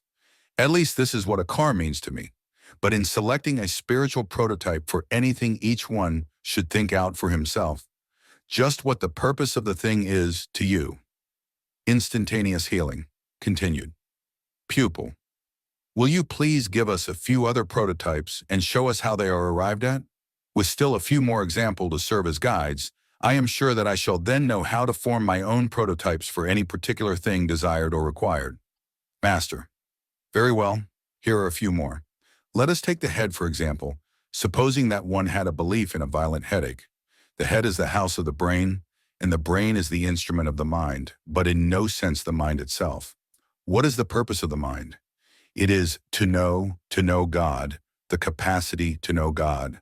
Can a capacity to know ever really ache or hurt, it being a formless thing? No, it cannot. The spiritual prototype for the head, then, as I see it, is the capacity to know God. Now, for a minute, let us consider the eyes. What is the purpose of the physical eye? It is the instrument of discernment, which is a purely spiritual factor, discernment as such having no form of its own. The capacity of discernment is the spiritual prototype for the eyes to me. Here are a few other spiritual prototypes for you, and in these that now follow, I shall not explain for you just how I arrived at the conclusion. I shall name the particular organ or part of the body and the prototype for it, as I see it, and give you the benefit of thinking out for yourself just why I have chosen this particular prototype for each specific thing. Teeth, capacity to analyze and dissect God's ideas. Lungs, capacity to know life is life. Heart, capacity of love. Stomach, capacity of understanding. Liver, capacity of faith. Kidneys, capacity of purity and cleanliness. The spiritual prototype, please remember always, is the purpose of the thing. Every physical thing has a purpose. Consequently, it has a spiritual correspondence. By letting your thoughts dwell upon the purpose of any physical organ or thing, you make direct and most powerful contact with the source of all things, with the first cause which projected forth from itself all concentrated things. For as Troward told me, matter is only spirit slowed down to a point of visibility. Pupil. These examples will help me very much, I am sure. But now I am wondering just what is the best way to help ourselves, and others forget human weaknesses, aches and pains, etc. It seems to me that most of us have the habit of dwelling too much in thought upon such negative things. Master. I find that the very best way to get away from negative thoughts and feelings is this: to deliberately train the thought and feeling to travel along the road of our blessings. Our every conscious moment does have a blessing in it, if only one will look carefully for it, recognize it, and be happy because of it. In looking for our blessings, it will help greatly to recall to mind the many joys we have experienced, as well as those we hope to experience. In these ways, we are able to forget the negative things of which the human side of us is so prone to accuse us. Pupil. May we have an illustration of this point, please? Something out of your own experience? Master. Yes. Here is an actual experience in which I had a part. In Los Angeles several years ago, a lady came to me with the problem of cancer, with which in harmony she had been told that she was grievously afflicted. Her whole attention, it seemed to me, was rigidly held on the limitation the cancerous condition was causing her, or should soon cause her to know. She owned and operated a restaurant and was doing much of the work herself. Several doctors, she said, had told her there was no cure for her, that the disease had spread until an operation was not to be considered, that she must stay off her feet and spend most of her time, such as remained to her, in bed, etc. This, she said, meant that she must go out of business, of course, and when she did that, she would be in dire want, in fact, an object of charity. With her mind filled with these negative thoughts of illness and lack, which were certain to come unless she could be healed, she came to see me. When I had talked the matter over with her, I asked her to let me think things over for 3 days before giving her my decision about accepting her case for mental treatment. I asked for this delay in order that I might thoroughly check to see how much time I could allot to her, to see if I could arrange for all the time she would require. After 2 days of changing some appointments and postponing some others, which were not really urgent, I told the lady to come. My first question to her was this: do you absolutely believe what Jesus told his disciples? as recorded in Mark 10:27, and which reads as follows: "With man it is impossible, but not with God, for with God all things are possible." She assured me positively that she did believe just that, but said that she found her own mind too untrained and chaotic to keep her thought and feeling off what seemed to be the inevitable, and hold it on the fact that God is the only power there is, that He is forever present, always amenable to suggestion, eternally responsive, and always creative. Hence she wished the help of the Spirit through me. I told her that I should ask her to know with me hourly, continually, that her relation to God is always I am, and that whenever she thought or said I am, to remember that she was thinking or saying, in reality, God is. I told her also that God created her out of Himself, for Himself, and that to Him and in Him she was forever complete, whole, perfect. God is love, I told her, and I asked her to always try to feel His great love surging through her. I quoted John 4:16, 18 to her: "God is love, and he that dwelleth in love dwelleth in God, and God in him." I also asked her to know that God is life, intelligent, loving, harmonious, creative life, and asked her to hold her conscious thought and feeling on these things. "But," she protested, "you have not given me any affirmation for my cancer." "Did you say my cancer?" I asked her with much feeling and emphasis. "Do you really want cancer, my dear? Are you determined to have it? If not, then why are you claiming it for your own by saying my cancer? Remember, thoughts are things." "Oh no," she exclaimed. "I see what you mean. Just listen to me. I must conquer this negative habit of thought." I assured her yet again that she was a divine child, that all of her needs were forever supplied through her recognition of them. I then told her to try to constantly keep in her consciousness thoughts which contain some quality of the following: belief, confidence, conviction, credit, honesty, patience, reliance, sincerity, and other ideas in which there was some of the essence of faith. I stressed the fact that by keeping these things in mind, her thought and feeling would have the essence of faith in them, and that she should soon form the habit of thinking in that way. It was my endeavor to get her to keep her mind off herself and on the things of the Spirit. I knew that if I could get her to do this habitually, God should take care of the rest of the matter. This lady assured me that she would try to do exactly as I had asked, although it seemed more plausible to doubt than to believe that she could be in perfect health again after so much suffering, and the opinions of several doctors that she was doomed. Still again, I told her most positively that it is written, God is with you to save you. I asked her to remember that faith is alive and that it leads to more life, which doubt is dead and leads nowhere. The leading characteristic of faith is that it constantly flows and burns with constantly increasing brightness and expectancy. Faith always travels in the one direction of understanding.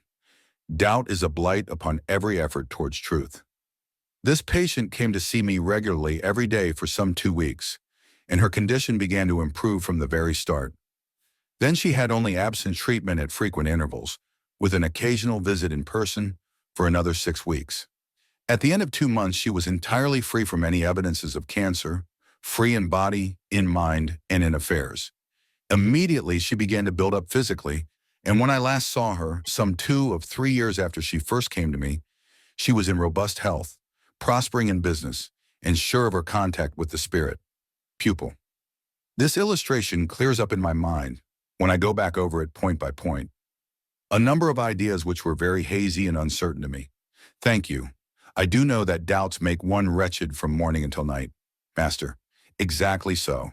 And it would seem that after a while, people who indulge in them would learn this fact and make an about-face in a forward march in the direction of faith.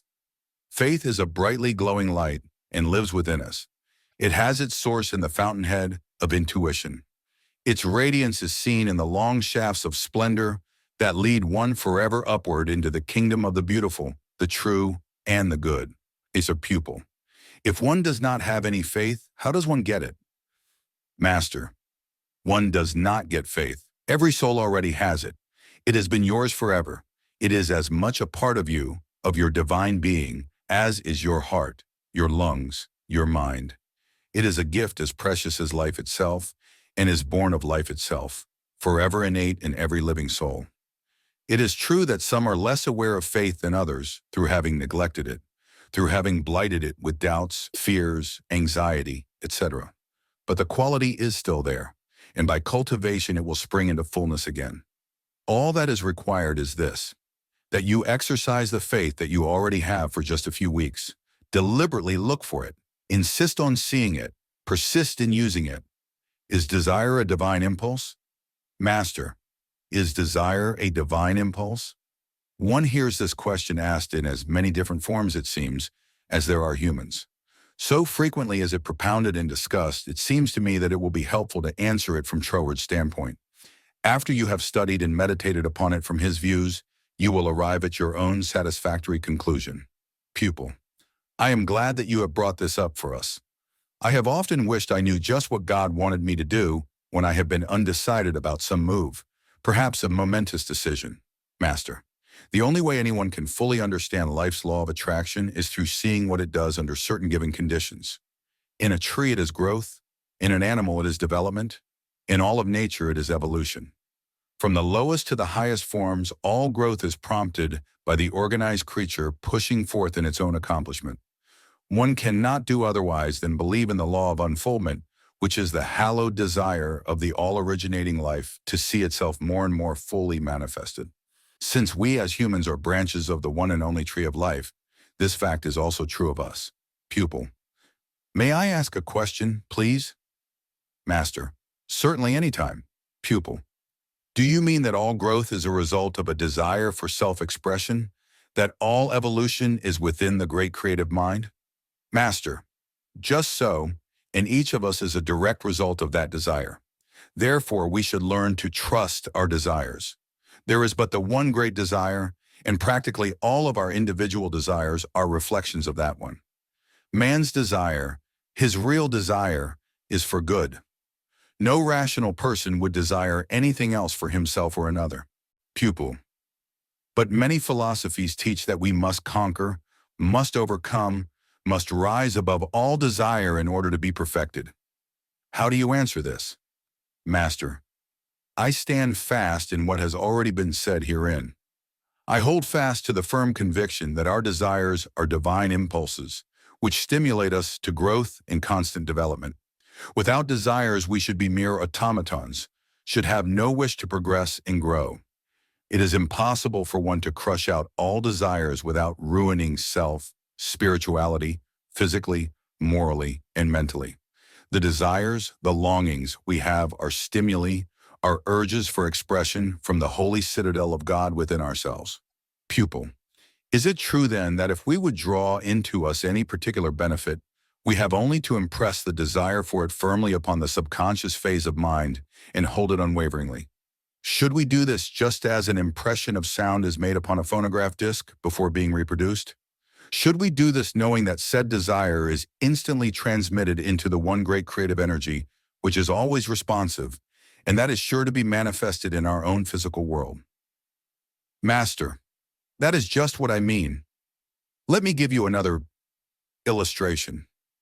I know a very fine and very wise lady in Los Angeles who, after returning from marketing, found that she had misplaced her car keys, and she had an urgent appointment awaiting her downtown within a little while. She had taken her groceries from the car into the kitchen. After looking around for the keys in every place that she could logically think of, she had still failed to find them. So she told herself, her subconscious phase of mind, I want those car keys. I must have them. Now where are they? You know? Almost immediately she had the desire to empty the bag of potatoes into the kitchen sink, but she ridiculed that idea and repeated her desire to find the keys. She did this 2 or 3 times, meanwhile keeping up her search for the keys, and every time she received back the feeling that she should empty the potato bag. It was her habit to let her maid empty the bags and put the purchases away, and the idea of emptying the potato bag seemed foolish anyway. But the impulse remained urgently with her, although she could not see how her car keys could possibly be in the potato bag. So she did empty the bag into the sink, and almost instantly she heard a metallic sound. She looked, and behold, there were the missing keys. Pupil, her deep desire to find the keys brought her the answer. It seems very simple. Master, And it is very simple once you know the responsiveness of the law of subjective mind. This lady knew that law. Pupil. If she really knew the law, why did she not recognize the answer to her desires the very first time she was impressed to empty the potato bag? Master. The lady to whom I refer is a very highly educated woman, a keen student of logic. While she truly does believe in the intuitive power of the mind to capture an idea from the infinite, the old race habit of giving reason first place had not been entirely uprooted from her consciousness. When intuition told her plainly to empty the bag, reason set up an argument and told her that the impulse was foolish. The controversy between reason and intuition continued within her for several minutes. Then, because of her study of truth and her application of it, she was reminded that intuition, and not logic, is the true key of life. So she was impelled to do as she was bidden. When she did so, her desire had fulfillment as its correlative. Always desire and fulfillment are bound together as cause and effect through the universal law of attraction. Pupil. It still seems to me that a true student of truth should have thoughts, feelings, and desires so trained in the right direction that logic could not go wrong in its conclusions. Master. One does not change lifelong habits of reasoning overnight. Like everything else, complete change is a matter of growth. The fact that she did obey the still small voice within, and that thus was her problem solved, are all that really mattered. In time, this lady, like all of us, will learn to instantly recognize the voice of intuition when it speaks, and will no longer question, nor reason, will only obey. When we all reach that point, as we can and shall through faithful study and practice, there will be no problem in all of human experience that will fail to yield its answer. There is a lot of truth in the old saying, take care of the heart and the head will take care of itself. Pupil. But is not the road to the attainment of true wisdom a long, hard one? Master. It is long, all right, being infinite in scope. But it is not hard. It is like the story of the two men who are walking to Rome. One asked the other why he had chosen a road that was so full of stones. His companion replied that he had not been aware of any stones in the road, and suggested that they sit down by the roadside and take off their shoes. This they did, and the one who had been complaining found a pebble in his shoe. But there was nothing wrong with the road itself. Pupil. The road is then what each one makes of it for himself. Is that your idea? Master. That is right.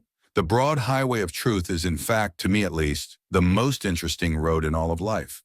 It takes times and interesting, happy effort to establish an unbroken consciousness of the perfect reciprocal action between the desire for expression as it exists in the creative energy and in the individual mind. It is true that by rightly establishing our relation to the great parent mind, we can gradually grow into any condition that we may desire, provided, of course, that we first make of ourselves, through our habitual mental attitude, the person who corresponds to those conditions. One can never get away from the law of correspondences. This science of correspondence, or of cause and effect, is as infallible as is mathematics. And as in mathematics, its principles must be mastered before one can habitually feel, my Father and I are one. Yes, our desires are our own immortal selves seeking fuller expression, and one may soon prove to the doubting, bewildered self that one can absolutely trust the desires. Pupil. Somehow it is still a little difficult for me to accept the feeling that my desires are divine impulses, or the divine nature itself seeking expression through me. It seems to me that desire is selfish and often wrong, even bad for one. Master. Did not Jesus say, seek and ye shall find? Just why would anybody seek a thing? Pupil. Because he wanted that for which he was seeking. Master. Very good. Are not wants and desires the same? Jesus also said, ask believing that you have and ye shall have. Why would one ask for a thing? Pupil. Because he desires it and feels it would be good for him. Master. Correct. Yet again the Master said, except ye become as a little child, ye shall in no wise enter the kingdom of heaven. If one desires to grow into the new life of liberty and joy, indeed one must become as a little child. Pupil. And just what did Jesus mean by that? Master. Just what he said. Observe a child, any child, rich or poor. Its very impulse is desire, is to want something. All children are simply one continual incarnation of gimme and want to. Naturally, the child's wants are but the forerunner of the man and his wants, and in the adult desires are as natural as in the child. Pupil. This desire idea is truly a new one to me, but I like it. Master. You will learn to love and trust your desires as your spiritual understanding expands. Vitality, which is life, is born of desire, is the child of love. You will be amazed at the rapid progress you will make once you have really made up your own mind to trust your desires. The more you learn to trust your wants, the greater will be your flow of faith. Pupil. But must there not be a check somewhere on desires? A sorting of the good and the bad? All desires are not holy, are they? Master. One must be rational, of course. Troward writes in his Edinburgh Lectures that there is nothing wrong with the evidences of a healthy mind and a healthy body. This study presupposes that a sincere student of truth will not harbor evil desires, that his or her mentality is normal, the behavior normal. This being so, the desires of such a one should also be only natural, rational, good. And if this is so, then the desires of that one are divine impulses. Let me suggest that you read the personal letter that Troward wrote to me, an exact copy of which is found in my book, Attaining Your Desires. Then you will see yet more clearly why you should trust your desires, recognizing as you do that desires are divine impulses. Supreme self-freedom. Pupil. So supreme self-freedom is our very wonderful subject for today, is it? I am sure that you shall prove to us that supreme self-freedom can be ours, that mind does rule the world. Master. You may always be quite certain that your mind rules your world, and you may always know that your individual world is a branch of the universal world. Your mind makes of your world a thing of beauty, peace, and absolute freedom, if only you so will. Pupil. I am convinced that this is true if only one could truly control one's mind, thoughts, and feelings at all times. I know that others have attained this mastery, this self-control, but somehow it does not seem to be for me as much as I desire it. Master. At one time in our lives, each of us thought this same thing about the multiplication tables. How difficult they seemed to us as children, yet each of us mastered them by persistent effort. It is like that with absolute self-freedom. It is dormant within each soul, waiting only for us to call upon it, to arouse it, to recognize it, to give it our attention, our concentrated observation in our every thought, our every feeling, every act.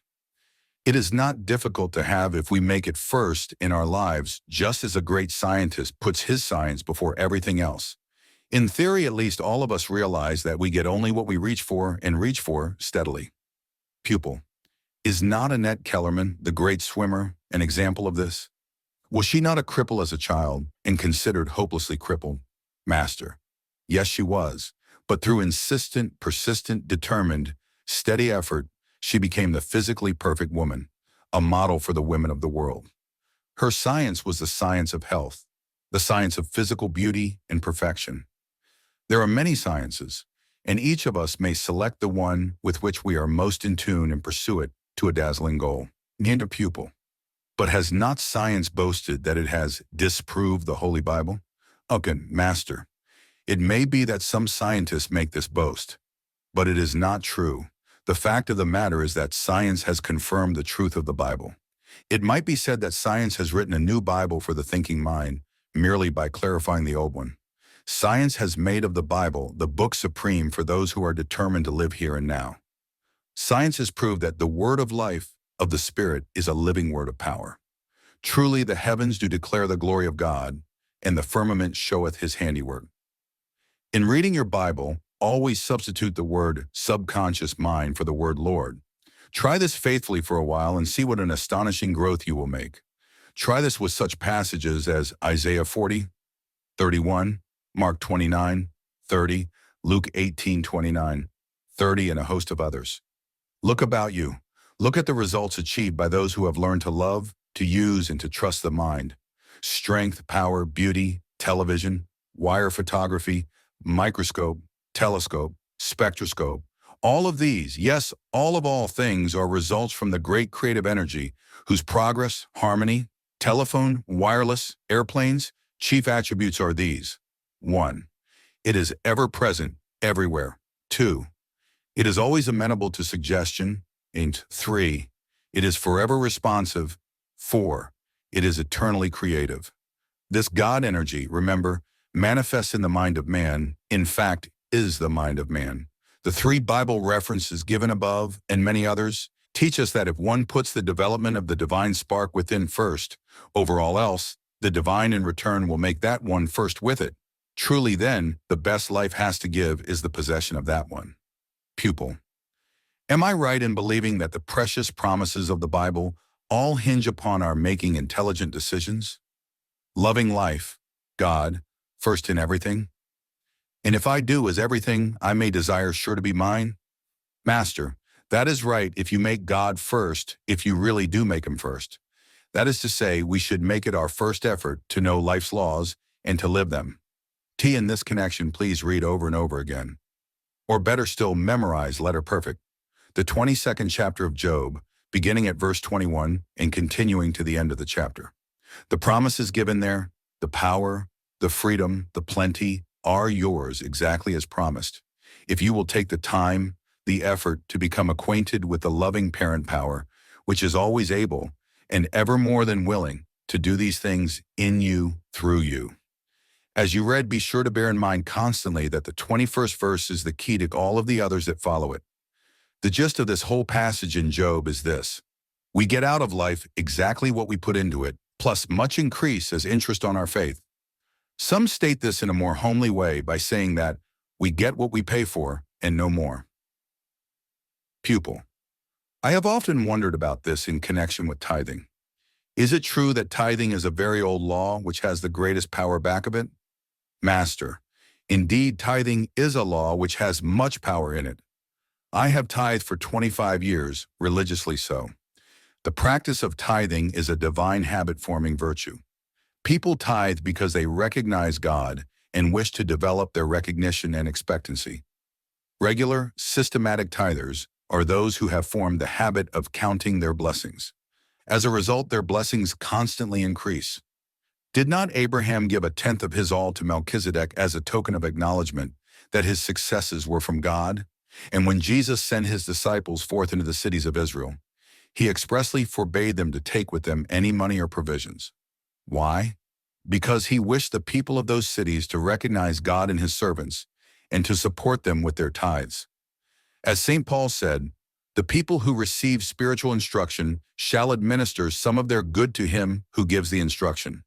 It is a fact abundantly proved that the habit of tithing is a sure road to supreme self-freedom. Pupil. Am I to understand that the habit of tithing would give me a consciousness of an abiding partnership with God because my tithing is to God and his servants? Is this correct? Does one tithe to God's cause in recognition, in loving recognition of divine guidance? Does one necessarily have to tithe to churches only? Master. No, one need not tithe to churches only. Some people tithe regularly to missionary organizations, some to charities, and many tithe to individuals who work in God's vineyards, irrespective of organizations or affiliations. The value of tithing lies in the establishment of the feeling of constant divine partnership. Tithing brings one into the high and fruitful consciousness of God and company, unlimited. If one keeps in conscious touch with the ever-present, responsive substance of life, by regularly returning to it some of the substance, funds, which it has placed in his stewardship, this constitutes a practical acknowledgement of blessings and thus increases the blessings manyfold. The ancient Israelites proved this fact consistently, and for centuries the Jews have practiced tithing, as they do today. The Mormons of today prove this law constantly also. When I was lecturing in Salt Lake City during the Depression, there was not a single Mormon or Mormon family on relief. The reason is obvious. They tithe. Pupil. I did not realize that tithing was so very great a stimulant for the steady inflow of supply, but now it seems to me that it would give one the same sense of security one has when the taxes are paid in full. Master. That is right. After all, your money is yourself. You are God's, your money is his also. Humanity exchanges its abilities, integrity, labor, etc. for money. In my 35 years as a practitioner, I have had thousands of people come to me for spiritual help for increased supply. But in all of that time, I have never had a solitary tither seek my help for financial increase. In fact, I have had very few tithers, ones who religiously follow the practice, ever seek my help for any kind of inharmony. Tithing does carry with it a wealth of blessings. Giving is worship.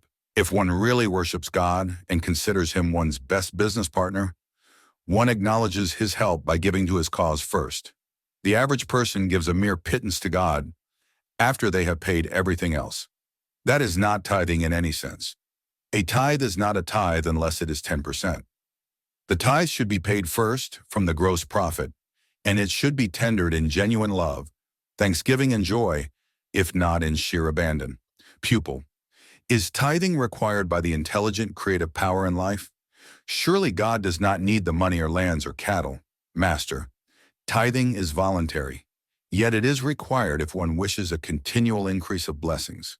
It is a great joy to recognize God as a partner. To me, a partner means one of whom we are fond, with whom we labor for a common good, and with whom we happily share in love. In order to receive benefits from tithing, there must be joy in giving. To tithe grudgingly yields no blessings, or few at best. He who gives himself with his gifts feeds three, himself, his hungering neighbor, and me. Tithing brings with it an abiding sense of security, has within its loving bosom an abundance of success ideas, which when adopted bring health, wealth, and happiness. This is the law of tithing. Pupil. Thank you for this lesson on tithing. I should like to hear much more about it. But are you going to tell us today how to reason ourselves into certainty? Master. This is hardly what I meant when we were discussing reasoning out an affirmation before trying to absorb it. For example, let us consider freedom. Freedom is joy. Joy is freedom. But it seems there are few who have either freedom or joy to any great extent. Many seem to be bound by miseries. Their everyday is full of discord. To them, work, all kinds of work, is disagreeable. To them, most people are unbearable. Things that happen are awful. The weather is abominable. It rains when it shouldn't. When it should rain, it doesn't. They buy things, then regret it. They sell things and then are hurt because they didn't receive more money. If they don't go places, they feel slighted. If they do go places, they feel sure they were snubbed. If they don't have things, they are despondent. If they do have things, they are not what they want, etc., etc., etc. Pupil. Heavens, is this the average person you are describing? Master. No, I am just giving you an intimate glimpse of a person in bondage, of ones who have not trained their minds to hold only thoughts of absolute freedom. Perfect joy and freedom are yours now. Take them and make them yours. Pupil. How may one enter upon these joy thoughts at will? Master, that is the place for the affirmation. Take, for example, the thought, the very best life has to give is mine now. Reason about this for a minute. Why is it true? Because life, God made me out of himself and lives in me. The very life of me is God. Life is happy. Life is free. Life is health. Life is wealth. Life is all good. Pupil. I can see this, but suppose that when you have satisfied yourself this is true, some member of the family or some friend jabs you with a very unkind remark. What then? Are you supposed to laugh that off? Master, if you really are conscious that the best life has to give is yours, you will instantly realize at all times that you are not supposed to try to live for another. You have all you can do to keep the stream of joy flowing through your own consciousness. When I first began my study with Troward, he cautioned me every day, watch your thoughts and feelings. They do take form, you know. And he really got that great truth across to my consciousness. When I went to Ruin Manor to study with him, I had been accustomed to a personal maid all of my life. I took my maid with me when I went to Troward. There was not one modern convenience where I lived in Ruin Manor, and none could be obtained thereabouts. We had been there just a month when Marie came to me in tears and told me she was heartbroken to leave me, but she could not stay in that awful place any longer. She just must go back to Paris. She was too lonely, etc. Of course, my first thoughts were, if Marie goes, what shall I do? Here we are, miles from anywhere, with no conveniences of any kind. What does this mean? Why should this disaster come to me now, of all times, when I really am trying to know God? Just when my thoughts reached that station and were gathering momentum, Troward's warning, watch your thoughts, came to my mind and I stopped right there. I began to use the will exercise he had taught me. I also used affirmations he had given me to hold my thoughts where the creative power in thoughts and feelings could produce what I wanted. What I wanted most was freedom to continue with my study. I deliberately held my thoughts in the right place. Only 2 days later, the lady from whom I rented our rooms came to me and said she believed that Marie had been trying to tell her that she was leaving me. Marie was French and spoke no English, and that she wished she could find me another good personal maid before she went to Paris. I told the lady this was the case.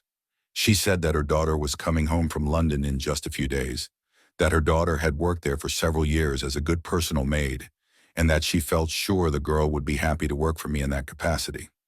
Marie left after teaching the other girl just how I wish things done, and the new maid was as satisfactory as the first.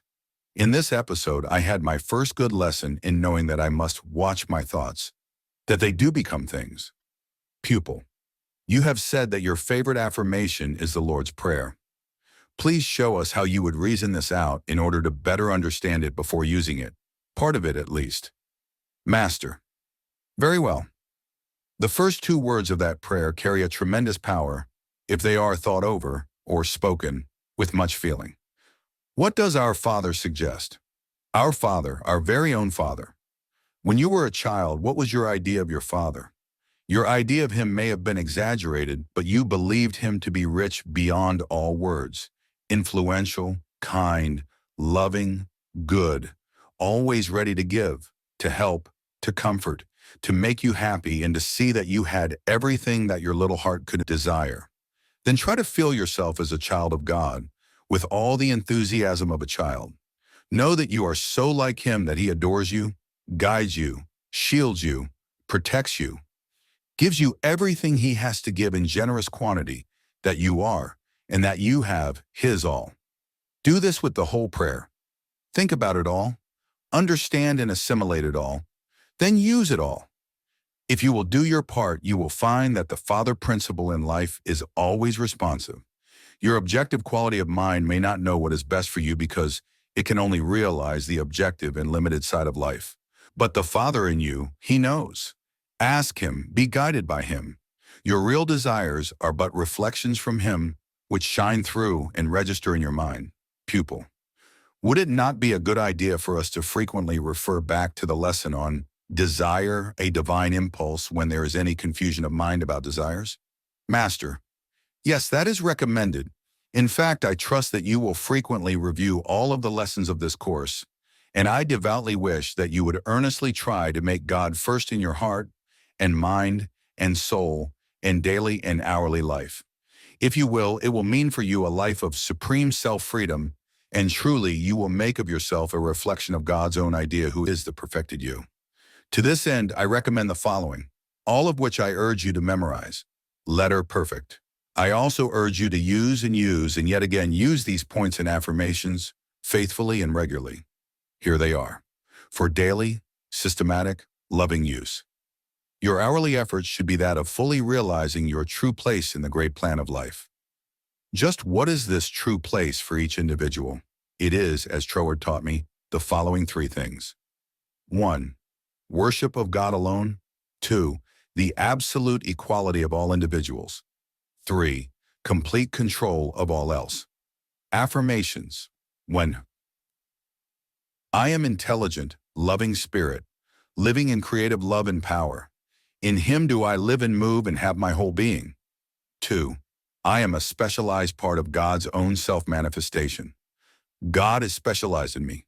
Therefore, I am perfect harmony. 3. I am direct knowledge of all truth. I am perfect intuition. I am spiritual perception at its fullness. There is but one wisdom. Therefore, I am perfect wisdom. 4. My mind is a center of divine operation. Therefore, I am always thinking good thoughts, speaking only constructive words. Time is eternal. God is the only giver. His loving intelligence is continually working in and through me.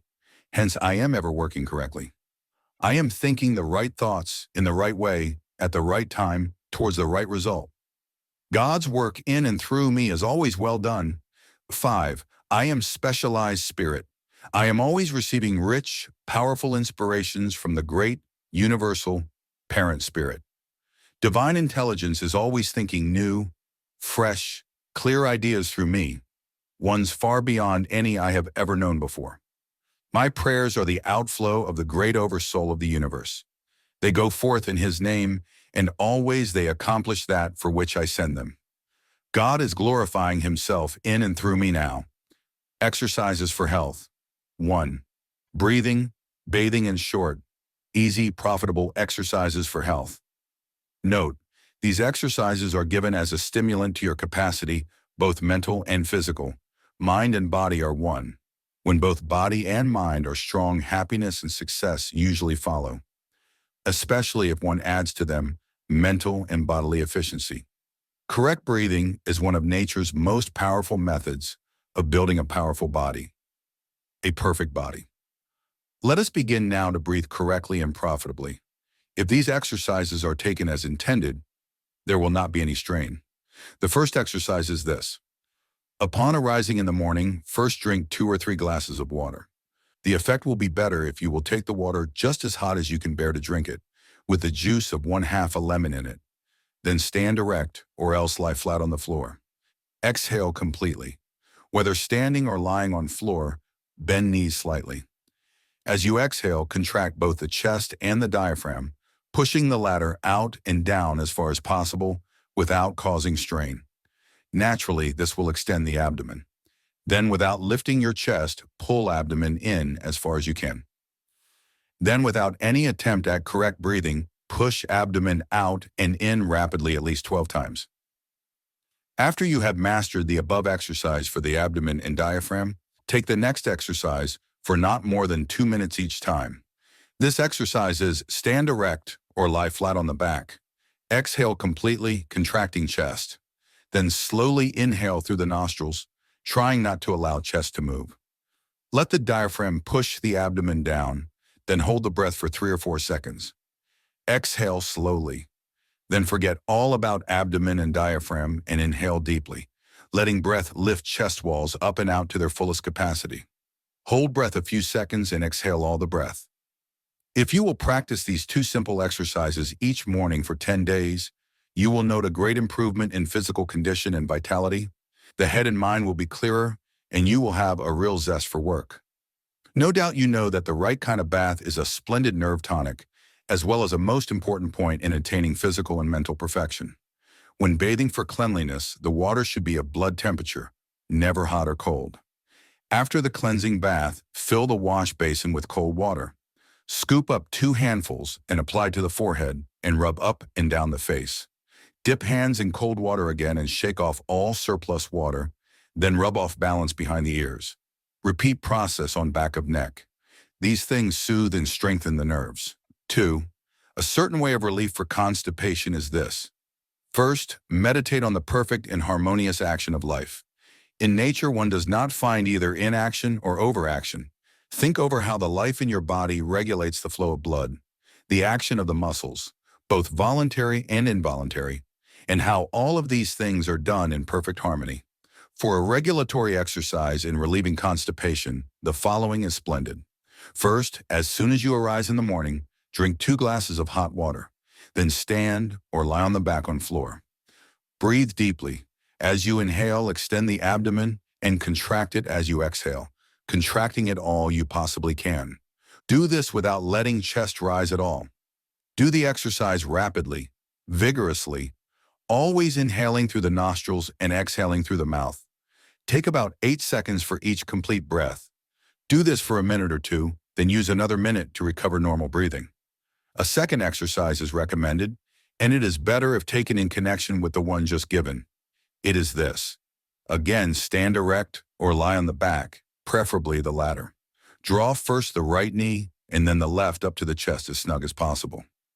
Inhale deeply as you put foot down to floor and exhale as you draw knee down to chest. Do this exercise rapidly, vigorously for 1 minute. After the exercise, try to get into the feeling of gratitude that you are able to consciously tune in with the harmonious action of life. If you keep thinking deeply on the fact that all of the qualities of life must be present anywhere and everywhere that life is, The feeling of oneness will come, and you will enjoy the thrill of it. The very best there is yours now, and the perfect movement is manifesting now. 3. How to retain youth and to banish gray hairs and wrinkles. If they offend you, think, know, feel, be thankful for the fact that life as life has no age and yet is ageless. Give this fact a little profound thought every day. Soon you will get the deep and abiding awareness of it. In your mind's eye and in memory, try to recall how you felt about certain things when you were 20, how you looked then and acted and bubbled over with energy.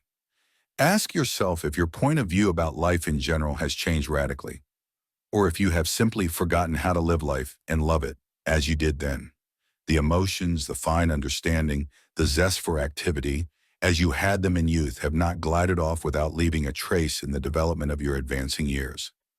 Try to give yourself a careful going over mentally each day, and live for a while each day the experiences of your youth, bringing them back into your feeling. Perhaps you say, "Oh, but youth is so foolish." That may be so, but remember always that it does things. Try to weed out and destroy the doubts of your advancing years. Try to prune out of yourself, out of your thought and feeling, your tendency towards being over-conservative. Old age is only an ossified idea. Being over-conservative and opposed to progress and change are the things that make one old and usually impotent. Your youth was all right. Live it again.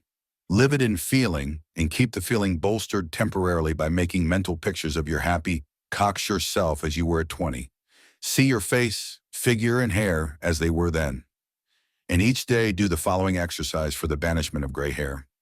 Vigorously rub the whole scalp, from the nape of the neck up over the crown to the hairline on the forehead, using Glover's Mange Cure. This liquid is not for dogs only, but is also an excellent tonic and stimulant for human hair.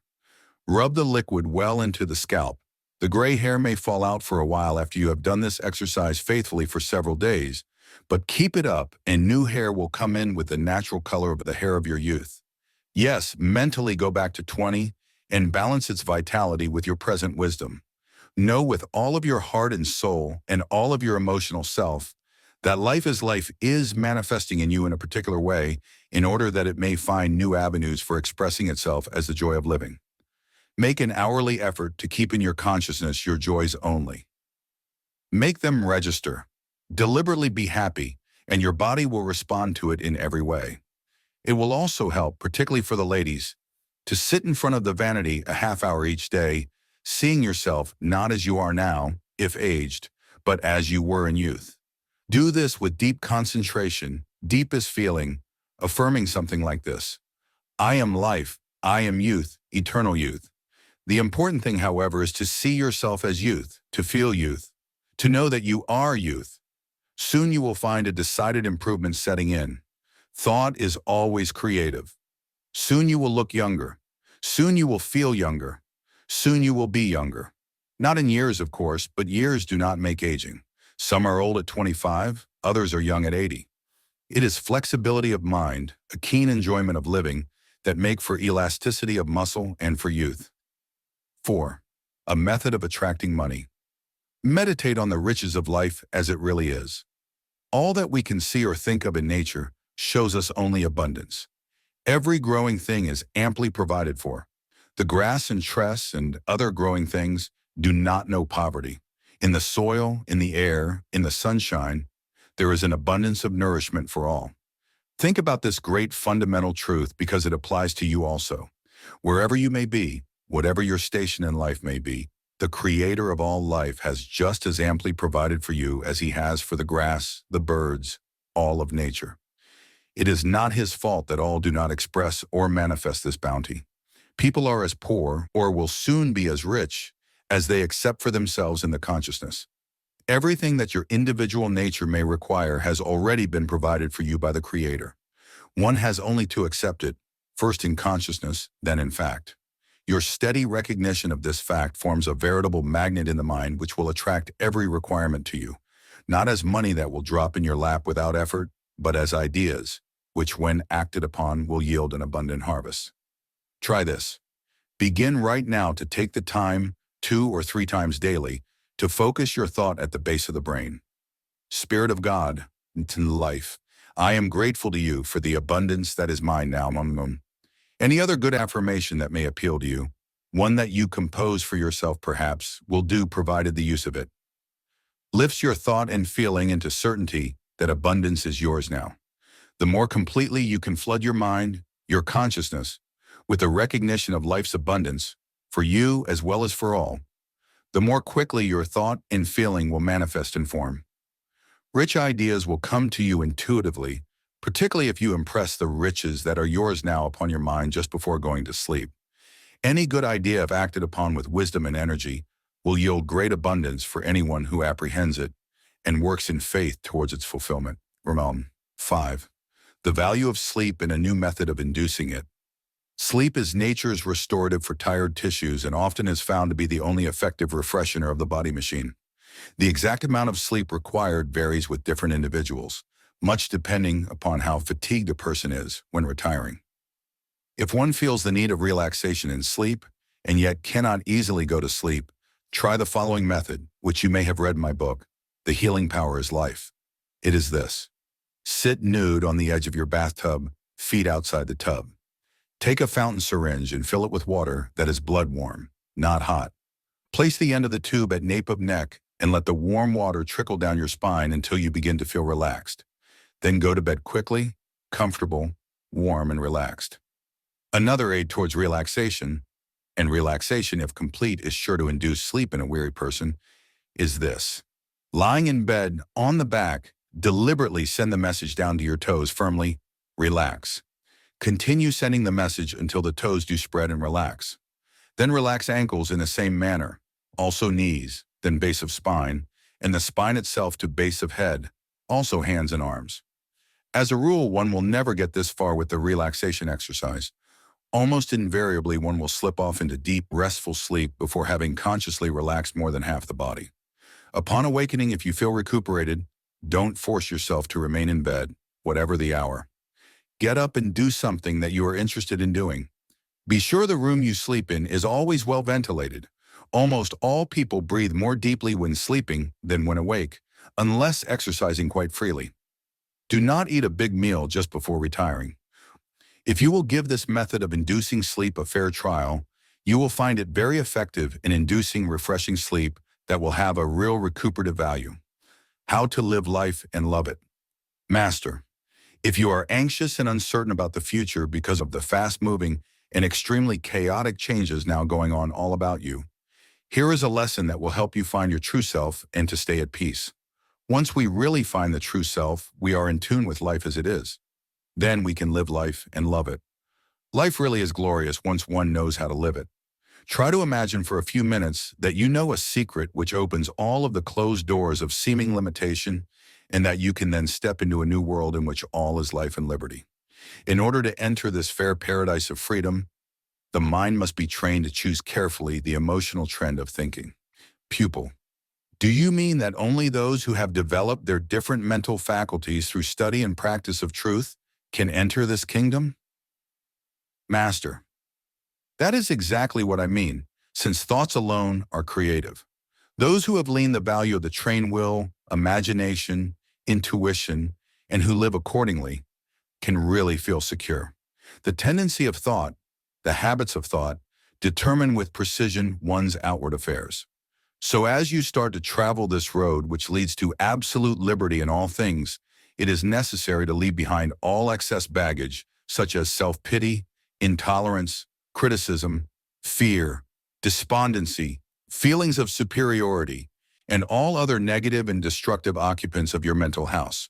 Take all these and put them in a secure bag, then tie a string of resolute determination tightly around them and dump them on a trash pile. Cover the worthless bag of destructive evils with oil and set it on fire. Then are you really ready to start on your journey? Pupil. It would seem that one is only able to go places on this road by developing self-control. Is that so necessary? Master. Yes, vitally necessary. However true and powerful a truth may be, there must be a method of application of the principle to the individual. The best and surest method of manifesting the truth that God and man are one, and that God lives in and thinks through each of us, is to deliberately cultivate self-control with its consequent serenity of mind. In your endeavor to use this great power for your individual purpose in the affairs of your hourly life, you must be able to catch your thought the minute it begins to wander into doubts, fears, condemnations, criticisms, etc., and turn it in the direction you do wish to go. Thus will you build certainty into your soul and body, and the possession of certainty within means certainty in all things good in the affairs. Pupil. You make it seem that my disposition and self-control need much of my attention. I will admit that I am not patient, and of course I am intolerant, but only with those who deserve it. Only with those who do not seem to try to do their part do I lose my temper. Master, it is not my intention to be personal about your disposition, but I do say earnestly that every person who wishes to enjoy the blessings of true freedom must learn careful thought selection, which means absolute thought control or self-control. In this way, you will very soon entertain only the thought guests you admire and enjoy. The uncouth, the grouchy, the selfish, the condemnatory, the suspicious, the tramp thoughts, all of whom will try to make a convenience of your mental domain, must be turned out of your mind. The best way to do this is put your whole feeling into an affirmation, whatever one appeals to you at the moment. Hold steadily to that thought and feeling until everything unlike it is out of your mind. Then lock your mental doors and use your will to keep out thoughts you have dismissed from your presence. Pupil. This making my mind do my new will is not going to be easy. I will practically have to make over completely my habitual mental processes. Master. No, it will not be easy. But the goal that discipline will lead you to is worth 1,000 times the effort required, however much effort that may be. If you will mentally stick tight to your resolve to make your mind a conscious center of divine operation, even for 1 week, seeing yourself growing steadily into what you wish to become, you will be amazed at your own growth and the genuine interest you have in everything around you. Also, you will discover many, many wonderful things about yourself that you never knew before. Once you focus your attention and your intention on the intelligent life within you and try to reproduce it in your own self, you will begin to get results that will seem almost phenomenal to you, and at once. Keep your consciousness focused on the fact that the spirit of life has no fears, no anxiety, and soon your feeling will correspond with it. Just try this, say for 2 weeks without slipping. Then ask yourself if you would go back to your old estate if you could. Pupil. Is one apt to be hypnotized and thus hindered in progress by the thoughts of others about one? Sometimes I seem to be making real progress when suddenly, and for no apparent reason, there is an almost uncontrollable impulse and feeling of, oh, what is the use?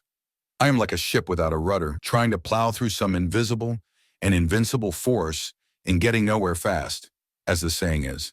At best, these experiences are long, long detours off the main road. What causes these episodes? Master, you gave it its right name in the beginning. It is hypnotism. But as a rule, it is self-hypnotism, almost unconsciously done because of the old habits of thought. And it comes as the result of your letting things other than your aim hold your attention. Your efforts to control your thoughts should be steady, continuous, with no unguarded moments.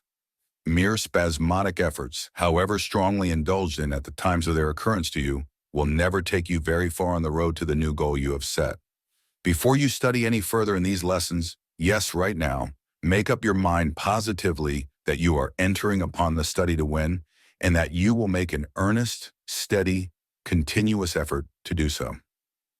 My own personal remedy for overcoming any tendency to slip back into the old rut of wrong thinking, and I assure you that I have always found it a most potent and sure panacea, is, believe it or not, that wonderful thing, derisively called old-fashioned and out of date by some, the Lord's Prayer. Go carefully over the Lord's Prayer every day. If you do not already know it thoroughly, memorize it so that you can repeat it anywhere, anytime, silently if you like. It, repeat it carefully, slowly, and with much depth of feeling, as often as there is the least tendency to slip off your path. After you have finished with your reading or repetition of the prayer, then take up your mental picture again, mentally seeing, feeling, believing, knowing that you are already in possession of whatever it is that you want.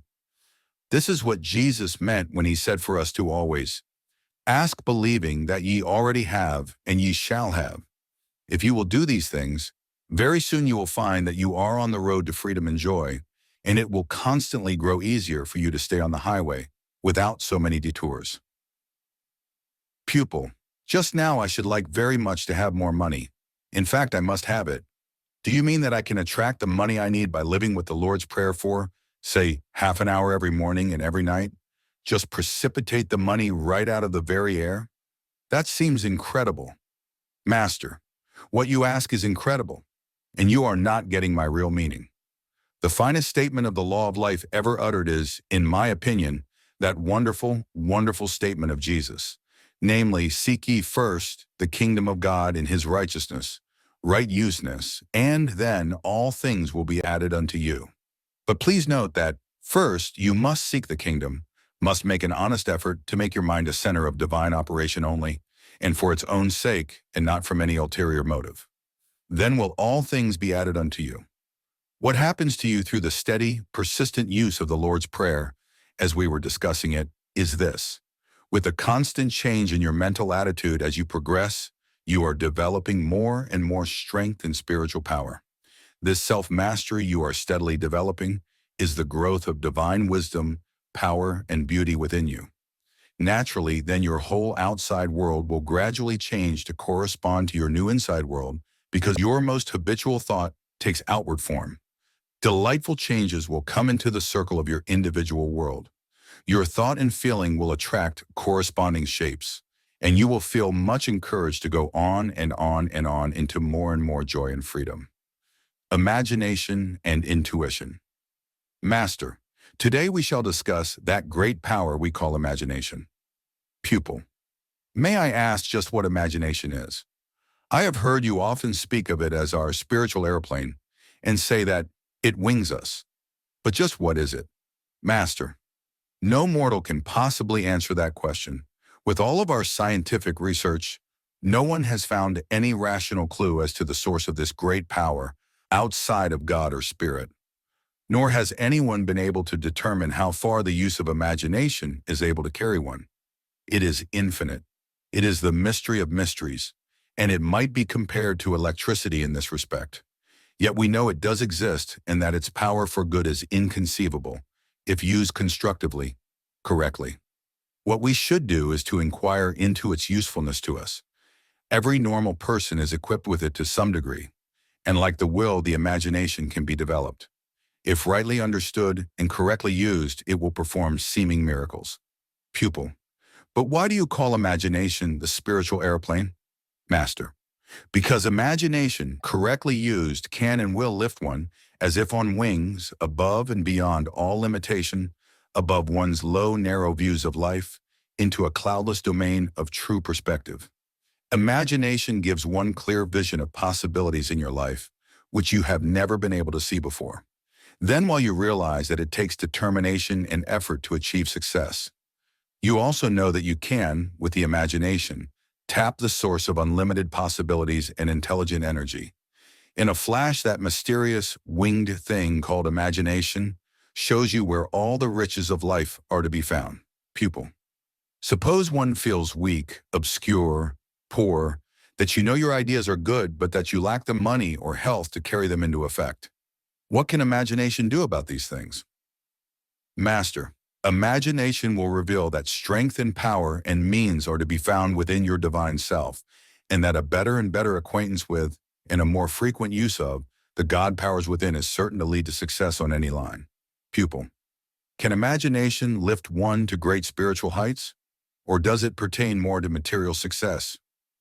Master, Jesus the Nazarene lifted himself to the exalted Christhood through understanding and using his powers of imagination. Is that not reaching the heights spiritually? Pupil, is it the imagination that opens the door for limitless good to enter? Master, no, not correctly speaking. It is intuition, a feminine or soul quality, which first captures an idea from the infinite and passes it on to the imagination. Imagination raises one to a place in consciousness where all things are not only possible, but are present, spiritual facts. Look all about at the ones who have risen above every conceivable handicap to very great success. Let us take Louis Pasteur, for example. He did not have any better mentality or more strength or more money than any other ordinary Frenchman, and he was just as obscure as the lowest of them. His mental tools, by nature, were no sharper than yours are. But that strange and mysterious thing called imagination was very active in him, and soared far beyond his scant equipment and early hardships into new realms of wisdom. Many times he was not sure, but he imagined. And because he imagined, he discovered. And because he discovered, he wrought miraculous cures. And to this day, his wisdom prevents disease and death in countless millions. Truly, Pasteur was a saint. The same is true of Paracelsus. People said he was lucky. Envious and lazy people always say this of anyone that succeeds. But the cures of Paracelsus were not luck. They were the result of his imagination and industry. Jesus intimately acquainted himself with God through the use of his fertile imagination, and through use of the same mystic power he was able to enter into other lives. His success easily can be attributed to his ability to see God, which is perfection, in every person he contacted, however tragic, lonely, hopeless, or vicious that one seemed. Through his recognition of God in all men, he helped men to see God in themselves. This was the source of his great power. Pupil. Then imagination is a veritable dynamo and not just a means of trivial, idle daydreaming? Master. Yes. Recognize your imagination as a dynamo of limitless power. Use all of it that you possess whenever you need it. Understanding of it and experience in using it will readily prove it to be the most powerful force in your mental equipment. Used correctly, it will carry your light up among the brightest stars of highest heaven.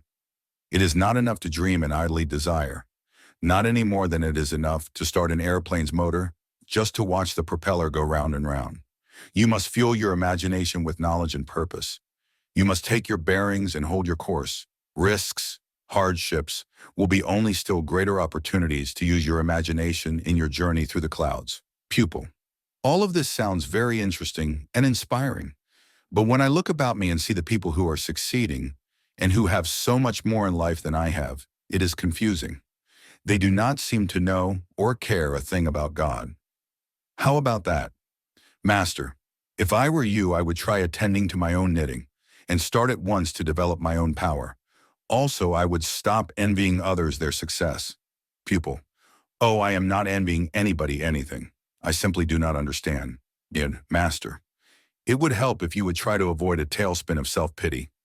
As soon as you observe someone who is getting on better than you are, you must project yourself into his life critically. Try doing this same thing constructively. Explore his tactics, his tastes, his imagination and industry, and then ask yourself if you might not get along better and faster if you adopted some of the means he employs. Pupil. How can I know how another does his work to succeed? And I did not realize that I have been feeling sorry for myself. How would it be to try to see myself as others see me? Master. It would help very much if you will turn your imagination on yourself without any excuses or alibis.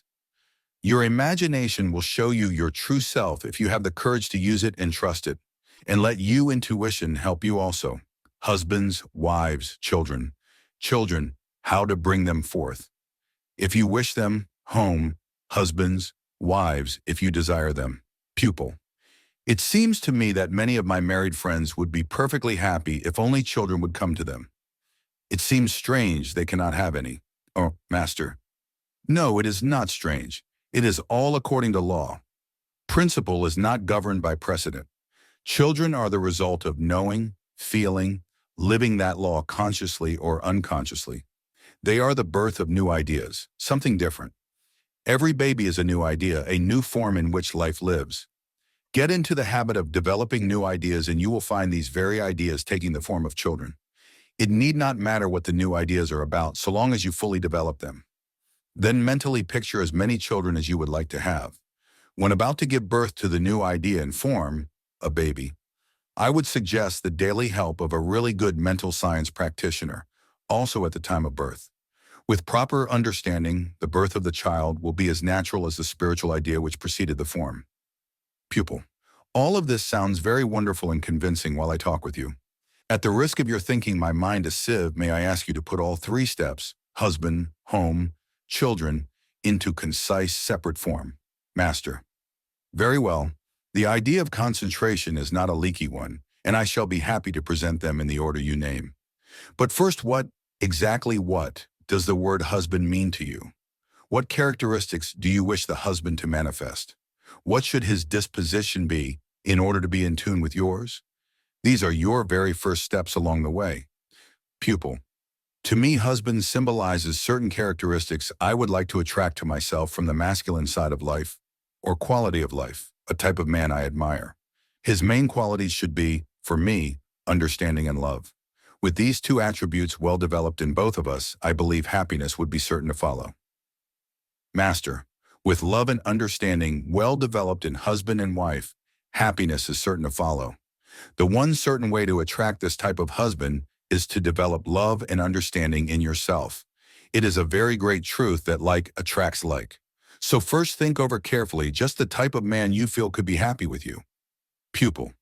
Oh, I thought I was to think of the qualities my husband should have to make me happy. Master.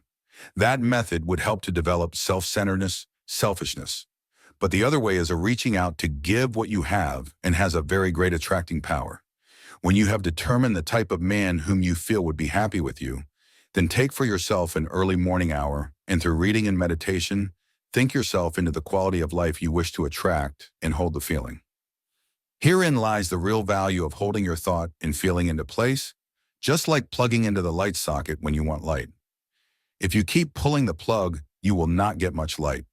The secret is, make your contact in thought and feeling and hold it with a happy, expectant attitude. Of course, this ability to hold an idea is arrived at by developing the will. Pupil. It seems to me that visualizing will not work unless the mental pictures made are held in place in mind.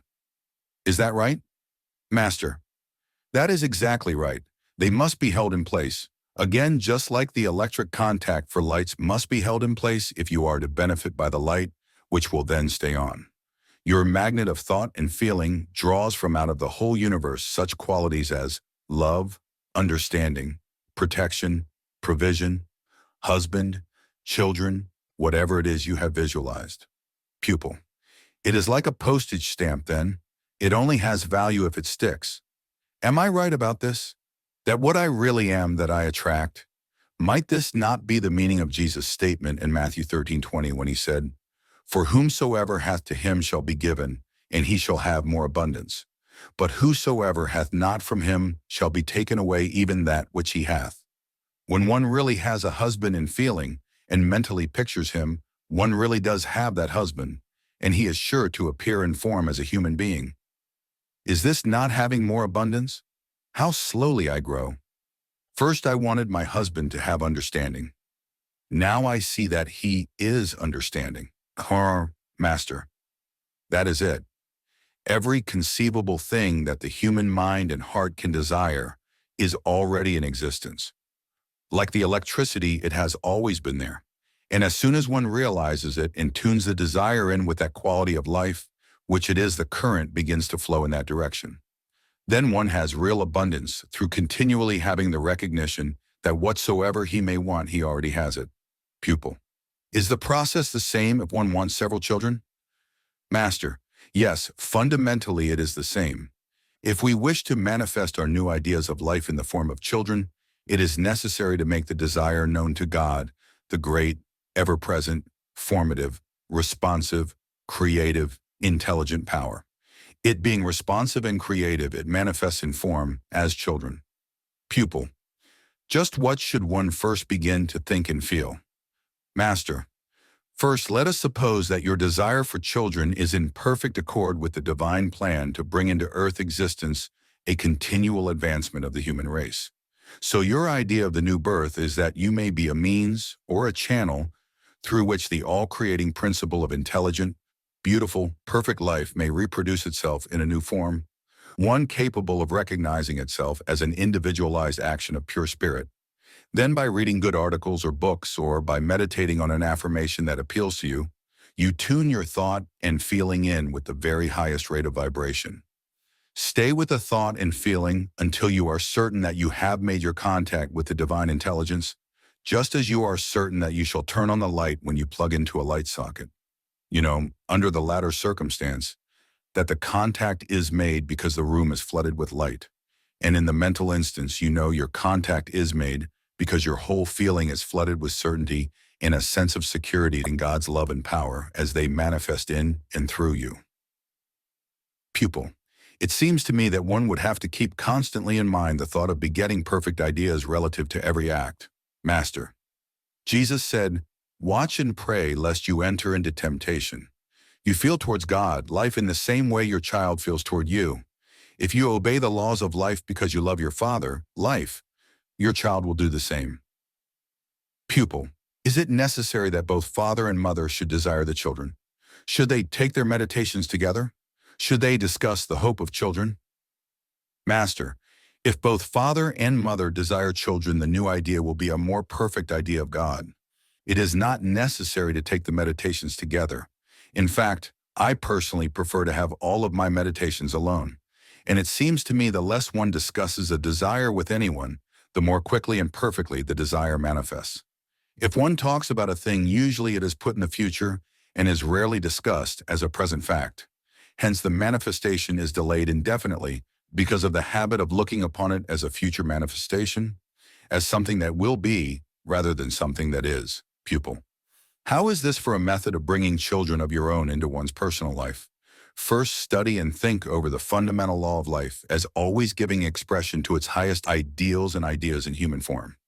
Man is God's highest ideal, and the children of men are specialized ideas of the one great creative source of all things.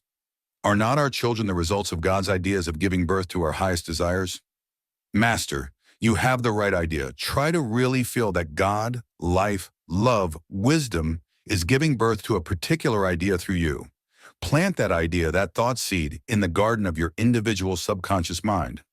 By using your individual subconscious quality of mind in this way, you are doing your part to let all the creative energy in the universe act in and through you without limit. Thus, you are a bridge between the two extremes in the scale of nature, one of which is the innermost creative spirit of life, and the other the particular external form of a child. Your objective quality of thought power mentally sees your perfect child, then passes the thought and the picture into the creative power of your individual quality of subconscious mind, which in turn transfers the thought seed into all of the growing power there is in life, thus bridging the two extremes of nature. Your thought seed will grow into perfect externalization, just as a kernel of corn will when planted under the proper conditions. Pupil. This idea of a thought seed clears up the whole idea that my individual subconscious mind is the bridge between myself and the whole vast sea of life. Master, if you plant a kernel of corn, you first make sure the soil and the climate is the proper kind to grow corn. Pupil. Does that mean I should look into my own character and physical condition and so forth to determine if I really am the type of woman to bear perfect children? Master, you are right. It is vitally important to know these things. Once you have found out that these are clear, and you and your husband are sure in your minds that you wish to create and form your highest ideal of love, as children, then proceed. Remember that the seed you plant, having all the vitality, all the vital essence necessary to draw to itself from out of all life, every element necessary to cause it to grow into a perfect outward reproduction, a perfect child. Every parent or parent Toba should be an enlightened parent, of course, and should do all within the power to bring forth, cherish, nurture, and rear the finest children possible. It will help those who are or who desire to be parents if they will inform themselves fully along the most scientific lines on this question. This they may do in numerous ways through the reading of good books on the subject, ones that are written by specialists, also by taking courses on the subject that are offered almost continually through university extension plans, also in many places by city and state departments. And lastly, to seek the advice and care of the best physicians from conception forward. Life, Love, Beauty, Master. In his wonderful books, Judge Troward stresses often that the spirit of life also is one of love and beauty, and that where the one is the others will be found too, as a matter of necessity. Where life is love is, one is the correlative of the other. Where life and love are beauty must be. Pupil. May we have another illustration to clarify this? Master. Certainly, all persons have an appreciation of art. The ancient Greeks were supreme in the arts for many centuries. To this day, many of their works have never been equaled. I have never seen that fact more compellingly illustrated than it was one day last summer at our home on the Esplanade, Redondo Beach, California. A gentleman friend of Mr. Smith's, Worth Smith, my husband, who, like Mr. Smith, has been a student of the Great Pyramid for many years, called on us. He brought a wonderful book and showed us many lovely pictures of exquisite Greek vases. Alongside each photograph was a sketch of the same vase with the basic design highlighted in geometry, many lines drawn to salient features of the sketch. Of all the grace and beauty and absolute perfection of symmetry I have ever seen, or hoped to, those pictures and sketches had it, without a solitary flaw in any of them. Each was purest harmony, so much so that one marveled, and it seemed that music itself flowed from them. Each vase was an expression of God and his laws of life, love, beauty, and harmony, executed to perfection by artists in whom his love, beauty, harmony lived. Because of their adoration of beauty and its source in the Father, they were able to conceive beauty in the mind when planning the designs of the vases. No doubt they sketched the designs as shown in the book, by employment of the geometry in which they excelled. With the model before them, they then fashioned the works of superb harmony to glorify the earth. Wherever perfect harmony is there, you will find perfect love, for they are twin blessings. Pupil. But all of us cannot make such masterpieces, for all of us do not have such artistic talents. Do we? Master, all of us have some talent within us. Unfortunately, many seem to never realize it and never do anything about it. Even so, any person of intelligence can put into whatever task that one may have to do the spirit of life, love, beauty, and harmony, if only one will, and can make of the fruits of the task many things of beauty. Some housewives, for example, make of housekeeping and rearing children a thing of drudgery as a result of their lack of illumination about the true divinity of housekeeping. Others put love, beauty, harmony, order, and joy into the same task and make a glory of it. It is a matter of the spiritual consciousness one has, or acquires through study, if it is not there innately. Pupil. Will you please cite an example from the Bible which features this matter of consciousness of our divinity as being the root of all blessings, or our Master? Gladly indeed. Study carefully St. Matthew chapter 13, verse 12. Jesus uttered those golden words to teach mankind that like does attract like, invariably and infallibly. That passage states the law of attraction at its best, including an unshakable faith, visualizing by means of which one has spiritually, or in the mind, even that which is sought and which serves as a magnet of infinite power to draw to one the glad fulfillment in form or physical reality, provided only one also works confidently and happily to carry out the ideas the Father gives one, through intuition, as steps in the path to the shining goal. Now let us directly quote the passage, then strip it bare of all the mystery so many claim it contains for them. Unfortunately, to many that verse remains a riddle for life unless they are sufficiently interested to seek until they find the key to its solution. The passage reads, "For whosoever hath, to him shall be given, and he shall have more abundance. But whosoever hath not from him shall be taken away even that he hath." The big question is, for whosoever hath what? Does it mean the one who has wealth of money, or property, or other earthly possessions? No, although the one who has the thing that is meant is certain to acquire financial independence and retain it. It means simply that whosoever hath the consciousness of the Father within, who has that exalted awareness as an abiding conviction, who has implicit faith in it, and who actively carries on in the work that one does, whatever it may be, the ideas of life, love, beauty, and harmony the Father gives that one in an unending stream. To that one will be given all he may ever require, and to spare. But the person who hath not the high consciousness is subject to all the sorrows, lacks, and other inharmonies circumstances and conditions can bring to bear upon him, even to the point of losing all he has gained through habitual employment of secondary causation. For since he has not the awareness he is, or shall be, under the rule of an iron destiny, to quote Troward, and dwells in anxiety and fear, knowing not that the eternal God is our refuge and a very present help in trouble. Pupil. Can that love, beauty, and harmony be caused to flow from one person, a practitioner, let us say, into and through another, so that the second party will be aware of the spiritual uplift and receive corresponding benefits? Master. Yes, indeed, that is done easily. That is the mission of the practitioner, for he or she does these things for others many hours a day. I well recall an incident that occurred not long ago in the beautiful home of a dearly beloved friend and student in Denver.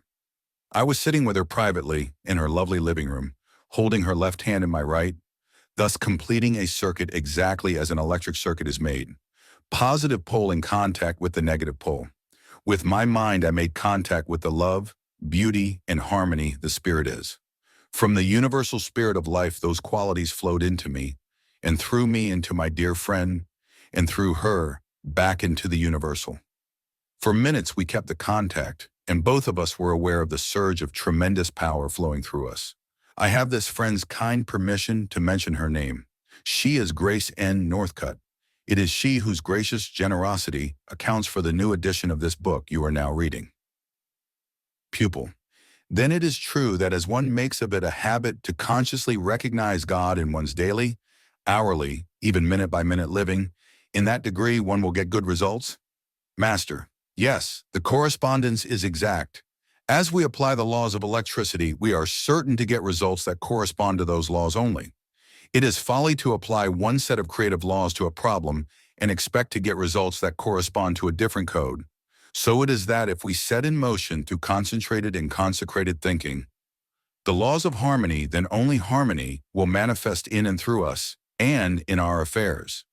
Again, I give you the golden key which will unlock any door of bondage and which will never disappoint you if you persist in the use of it in wisdom. It is, I repeat, that 12th verse of the 13th chapter of Matthew. Pupil. How is it obtained? What price does one have to pay for the key? Master.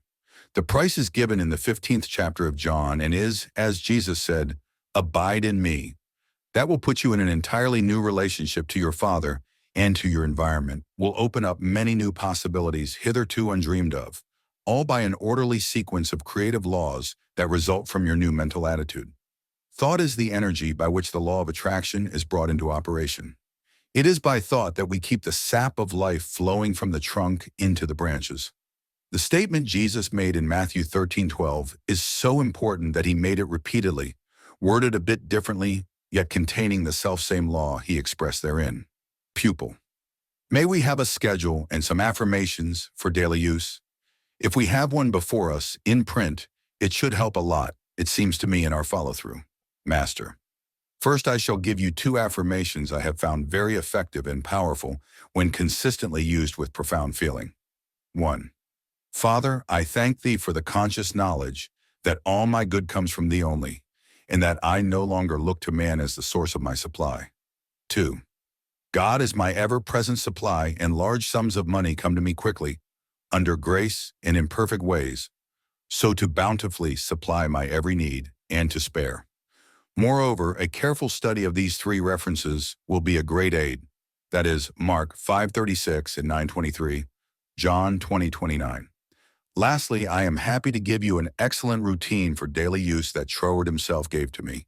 I have used it faithfully for 35 years now, and it is a powerful help indeed. It is this. Monday. Watch your words. Tuesday. Watch your feeling. Wednesday. Watch your acts. Thursday. Watch your receiving. Friday. Watch your giving. Saturday. Look for the spirit of life and love in everybody and in everything.